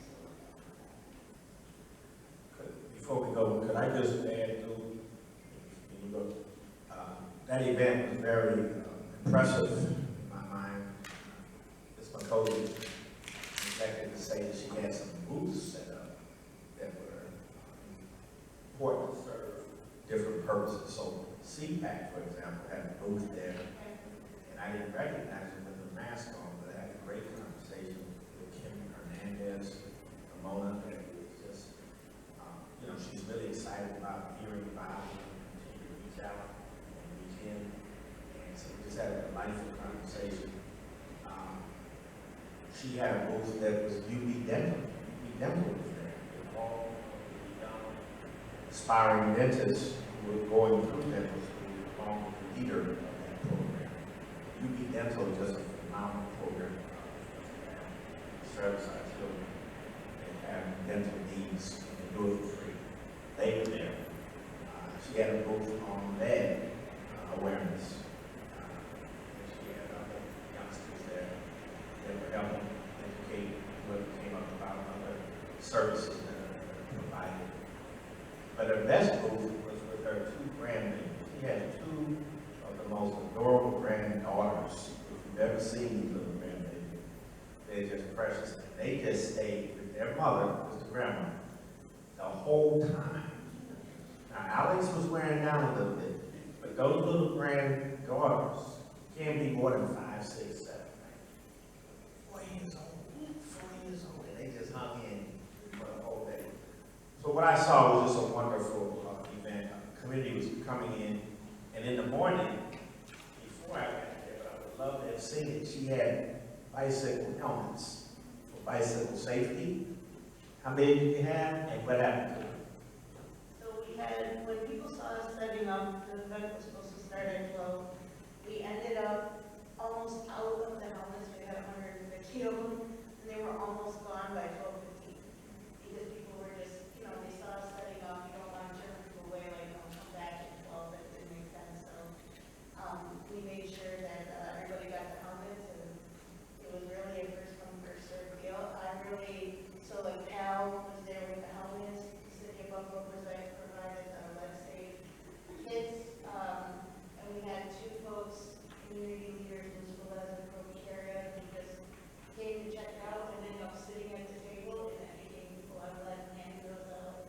Push Buffalo was there with housing information, the demo place. It was a healthcare provider there as well that worked primarily with seniors. Buffalo Parent Teacher Organization was our pass-through. They were a partner with me in this, as well as 1199 and the Healthcare Education Project. That's who we collaborated with, trying to go shopping for 1,000 new books. That's insane. But when I got so excited about that event, make sure to shout out on my babies. But I also, the Teacher Policy Board, I'm on that board. That meeting is October 4th. And I do have a strategy, as President Petrucci has announced, me being a community liaison for the board. So I have a strategy that I'm going to be presenting to the executive team around 5 different kind of topics of community that I'd like to engage with. And, you know, hopefully the strategy is something we improve. This way by, you know, end of year, beginning of January, we have a real time. So that's what I've got to mention. What I want to really say is in addition to all that, is really excellent. I want to encourage all of you colleagues. Dr. Bill Koreski's helped with the event. He does such a good job. And I think the spirit of that event, if each of you do it a couple times a year, and we'll help you get it all set up. And then certainly we'd love to come, but that's how you get these issues and these concerns. Just do something. Let's do it. Whether it was food, was there food there? Yes, we had, It was gone. we were able to get apples, oranges, That's right. Elvis. waters, you know, like healthy veggie straws, and Yeah. something that people can just grab and sit and buy. Just encourage you to do it, colleagues. Do it in your community, in your district. Just one last thing. We actually attended, Chairman Pellicata and I attended School 54, the Dr. Blackman School of Excellence, for their school opening party, and it was amazing. Principal Greg Johnson put a big display up together. He had about 35 vendors. That was at the location, from health vendors to vendors for food, healthy eatings, healthy foods. They gave great free food to the community, so that was an amazing event. And just wanted my hats off to Principal Johnson over at that facility for igniting the city and the community. And it didn't matter if you went to that school or not, everybody was invited. So that was a great event that we hosted. And want to give kudos to that. Also, NAACP walk from over at Sportmore, work with General Motors, Fencer at Buffalo, NAACP, and many other groups. But we was able to raise about $22,000 for a walk for United New College Fund. So that was a great opportunity, and everybody should realize that that money goes to college scholarships for everyone. You see the work they're doing it, but this college fund goes out to anybody that's in need. So it's a great opportunity to help with that, assist that fund. Thank you. Yes, one other thing, there is a memorial walk for Honorable Neil Dodd. I believe it's the 22nd, I'm checking it now. We're on the 29th? Okay, it's the 29th, and I wish as a district that we could make sure that everyone gets a notification of that our district uses, and that we show up and show out on behalf of the work that Neil has been doing, is doing, still working, even though he's not with us in this first fight. But in regards to the TR amendment and the nonviolent movement that he's still the emphasis to face. And I apologize, that's Saturday, September 25th at 2 o'clock. Okay, correction, September the 25th At 2 o'clock. at 2 o'clock. Ferry and I'll share they just finalized the flyer, I'll send it to you. okay, send it to me. Okay, thank you. All right, thank you all very much.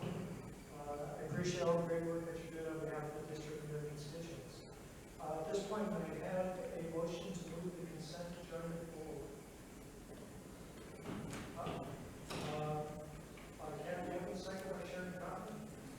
Under the objection, we only had one this evening, which was 23A, and that was by Ms.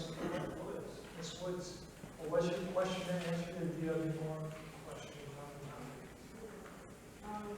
26A, 2023A, it says our audit report, our auditors took a look at our policies. The auditors took a look at our policies and they identified some critically urgent areas that we needed to address. And one of them kind of surprised me because this has been an ongoing issue for what I've been told 11 years. It's a policy 5530 about petty cash funds and cash in school buildings. And I thought we had addressed this, and some of the things are very simple. Designate a person to be responsible for the funds, prescribe a method of bookkeeping. I mean, separation of duties, record keeping, approval, and custody of funds is like accounting 101. And then it said provide the kind of payments which may be made for such funds. So I thought, nah, they gotta be wrong. We got accounting 101 now, especially since there are a lot of areas where you get cash in schools, people raising events and whatever. So I just asked Jeff to kind of clarify that I thought it's probably a mistake or something, you know, that we did have that much in our policies. So that's what I said. I saw Jeff's response to that. I think it was pretty straightforward. I don't know what the issue. Well, the clarification is, what are they talking about when they say cash in school buildings? What kind of cash in school buildings are they saying that we need to designate somebody to be responsible for funds and record keeping? So, I didn't like that. Hi, board members. I did send everyone an email at about 4 o'clock today. I apologize for the lateness of it. And actually, Paulette, you're correct. I think that their finding actually was an error that I did not catch. You did when you brought it up to me. But essentially, the item that they brought up was about petty cash. And we don't have petty cash. meaning we don't actually, petty cash is small reimbursements. In the old days, it used to actually be through physical cash. That ended probably decades ago, and actually a couple of years ago, we switched it completely to reimbursing through the payroll system. The policy that they referred to, you can't really read it from here, but you can see it's about 5 lines long. It's really a redundant policy that doesn't have much meaning. So that's the petty cash piece of it. Again, this is a process that there is actually its own regulation. It has all the responsibilities, what it can be used for, how it's done, all of that is already existing. And with respect to cash, all cash in schools has to be deposited into the extra classroom system. So if cash is received in the school, most instances that is actually petty, that's extra classroom student funds. That actually gets deposited right into accounting software. Each school has a bank account. That and every school is well aware that cash has to be deposited in this way. If it's not extra classroom, if it comes for any other reason, it still has to be underneath that same policy. So it all goes into the same accounting system, same rules and everything. That policy, which was attached to the email, with the regulations and forms is about 16 pages of pretty dense material. That's really covering how the cash is handled in the schools. This was adopted by the board 2 years ago after an audit finding. And I feel this is a very solid policy. We are going to, that redundant one, 5530, we're going to reference the extra classroom in there, and we'll also reference the regulations better, because I think this, again, this was a 5-line thing that was really a holdover from probably the old days. And I think the auditors missed that, and we missed it when they brought their findings, so I do appreciate that being brought to my attention. Yes, thank you, Mr. Pritchard. Ms. Scott, you have a question? So Jeff, last year, they cited some things that we needed to fix. Were those things handled? So if you're talking about extra classroom now. Well, I'm just talking about an audit. There were about 4 things that you had, that staff had been assigned that they were handling. I don't know exactly where it is right now. I'm trying to look it up. But it was part of an audit, and that's the curriculum was one of them. But there were 3 other things that people had been assigned. 3 or 4 other things that people had been assigned. Well, do you remember what I'm talking about? The last audit finding? One, extra classroom is one. Extra classroom, and a lot of that hinges on tracking all the student accounts, getting students to provide all their details. So though there were, as of last year, findings related to that. I think they did say they saw marked improvement from history. I don't recall the other findings. I know that there probably were some. They generally give recommendations on process improvements every year. I just don't remember them offhand. Okay, I'll find it and let you know. The other thing is, it's been a long time since we, as a board, specifically audited something. Remember the first year I came on the board, we audited Title I money. And my understanding is that the board should request an audit for certain things sometime. And I was wondering, is there a time limit or whatever that these things should be done? We have not had a specific item audited in over 10 years. You're specifically referring to Title I, or just audits in general? Barbara Smith was the CEO at that point, CFO at that point. And so I was wondering, because I thought that there was a need to take a look at the monies that are being spent in regards to the violation of the union contracts. How much money is this district spending? And it just seems to me that there is a process where the union's contract is not being followed, and we're paying the union additional money that we have an Achilles heel here. And I'm curious to know how often that's happening in this district, because we don't have a report any longer that tells us what's going on. We don't get a report about the human rights complaints that are going on. We don't have a report about the money that the unions are, I understand, are benefiting from us on a regular basis. They can account for X amount of extra bucks a year based on the violation of contract. And I'm just curious to know, as fiduciaries, should we be monitoring at least something on an annual basis? Now, I don't know what it would be, but should we not be requesting special audits on an annual basis? So if I could just build upon the former president comments.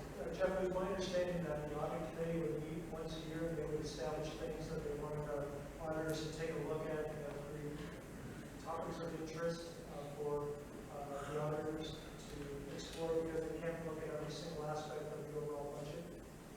Yes, there's a rotation plan that looks at really all areas of the district that they audit. And typically we would have the internal audit group, that's Drescher and Malecki. They would come once a year and actually come to one of our committee meetings. I know with COVID, we haven't done that. And they would take questions, obviously, from the board. And if there are areas that, that should be looked at, they can take that under consideration as part of their rotation plan. I know in this current audit report, there's 2 recommendations that are really timely. One of them is that we need to look at our staff and come up with a turnover plan and a transition plan so we don't have staffing shortages. And the other one, in the purchasing department, the recommendation is that we need to have the list of bidders and updating the list of bidders, which we lost a lot of information when the computers crashed. But those are 2 audit findings that are in here and recommendations. And I believe Jeff already said he's going to implement those, so they're doing the work. So the other one, Paulette, that I'm concerned about is the lack of policies and manuals and procedures that exist. In there it says that something should be to the board by, I think, December of this year. Okay, because that's a concern. We see the amount of talent such as we're witnessing tonight with Weiner leaving, and not to have a regulation manual or district policy and things like that. We're losing so much institutional knowledge going out the door, and not to have it. It talks about a succession plan and everything in here, and it's really important to me that we continue to work on that. I've been talking about that for at least the past 40, I've been talking about it since I came and found out we didn't have any manuals for the most part. So in here it says that this has been being worked on, and that that it was harder because of the COVID pandemic, which it seems like to me more work could have been done during COVID than a lot of work wasn't done because of how nobody was meeting. And it was supposed to begin again in the spring of 2021. I'm curious to know what areas our manuals are being written for, et cetera, et cetera. I think it's important. These are some very good recommendations that were made for this board, for this district. And I think we need to make sure we follow all of them. I'm very concerned about the backup manuals that exist in this district. Thank you, President Conklin. Are there any more concerns regarding the consent agenda?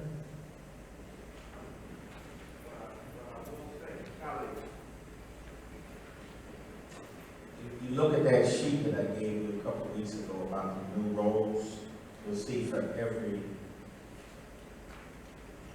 cabinet member, 3 new items: capacity building, succession management, professional development. The reason the succession management piece is in there is so that they can begin to get that piece of work done. You should have what's called an SOP for every division, every department. SOP stands for Standard Operating Procedures.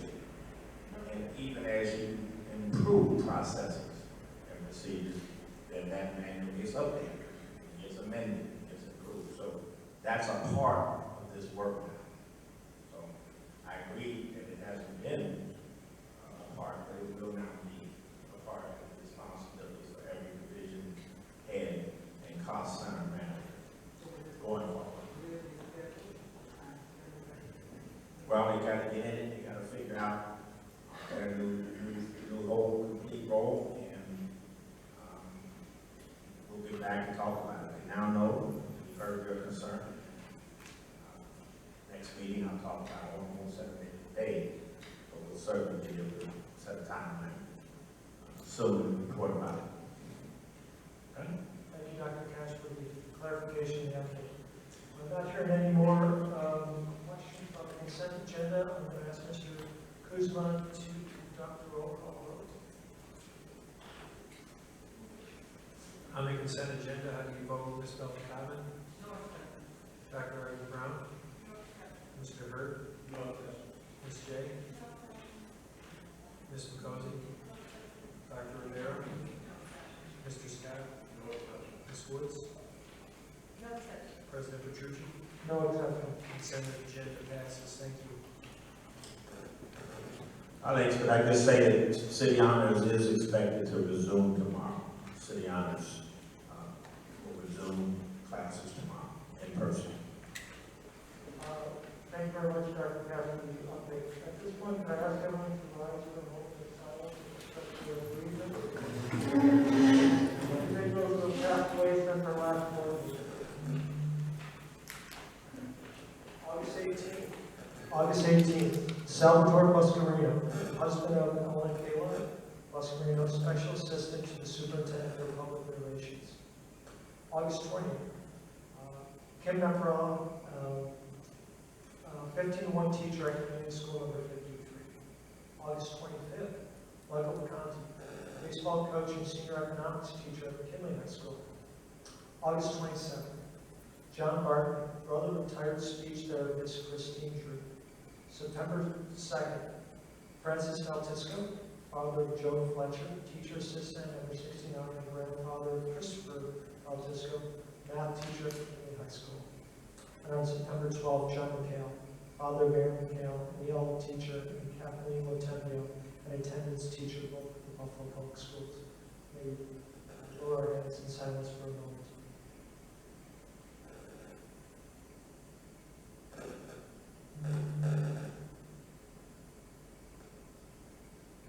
Thank you all very much. At this point, we come to the unfinished business. Does anyone have any unfinished business?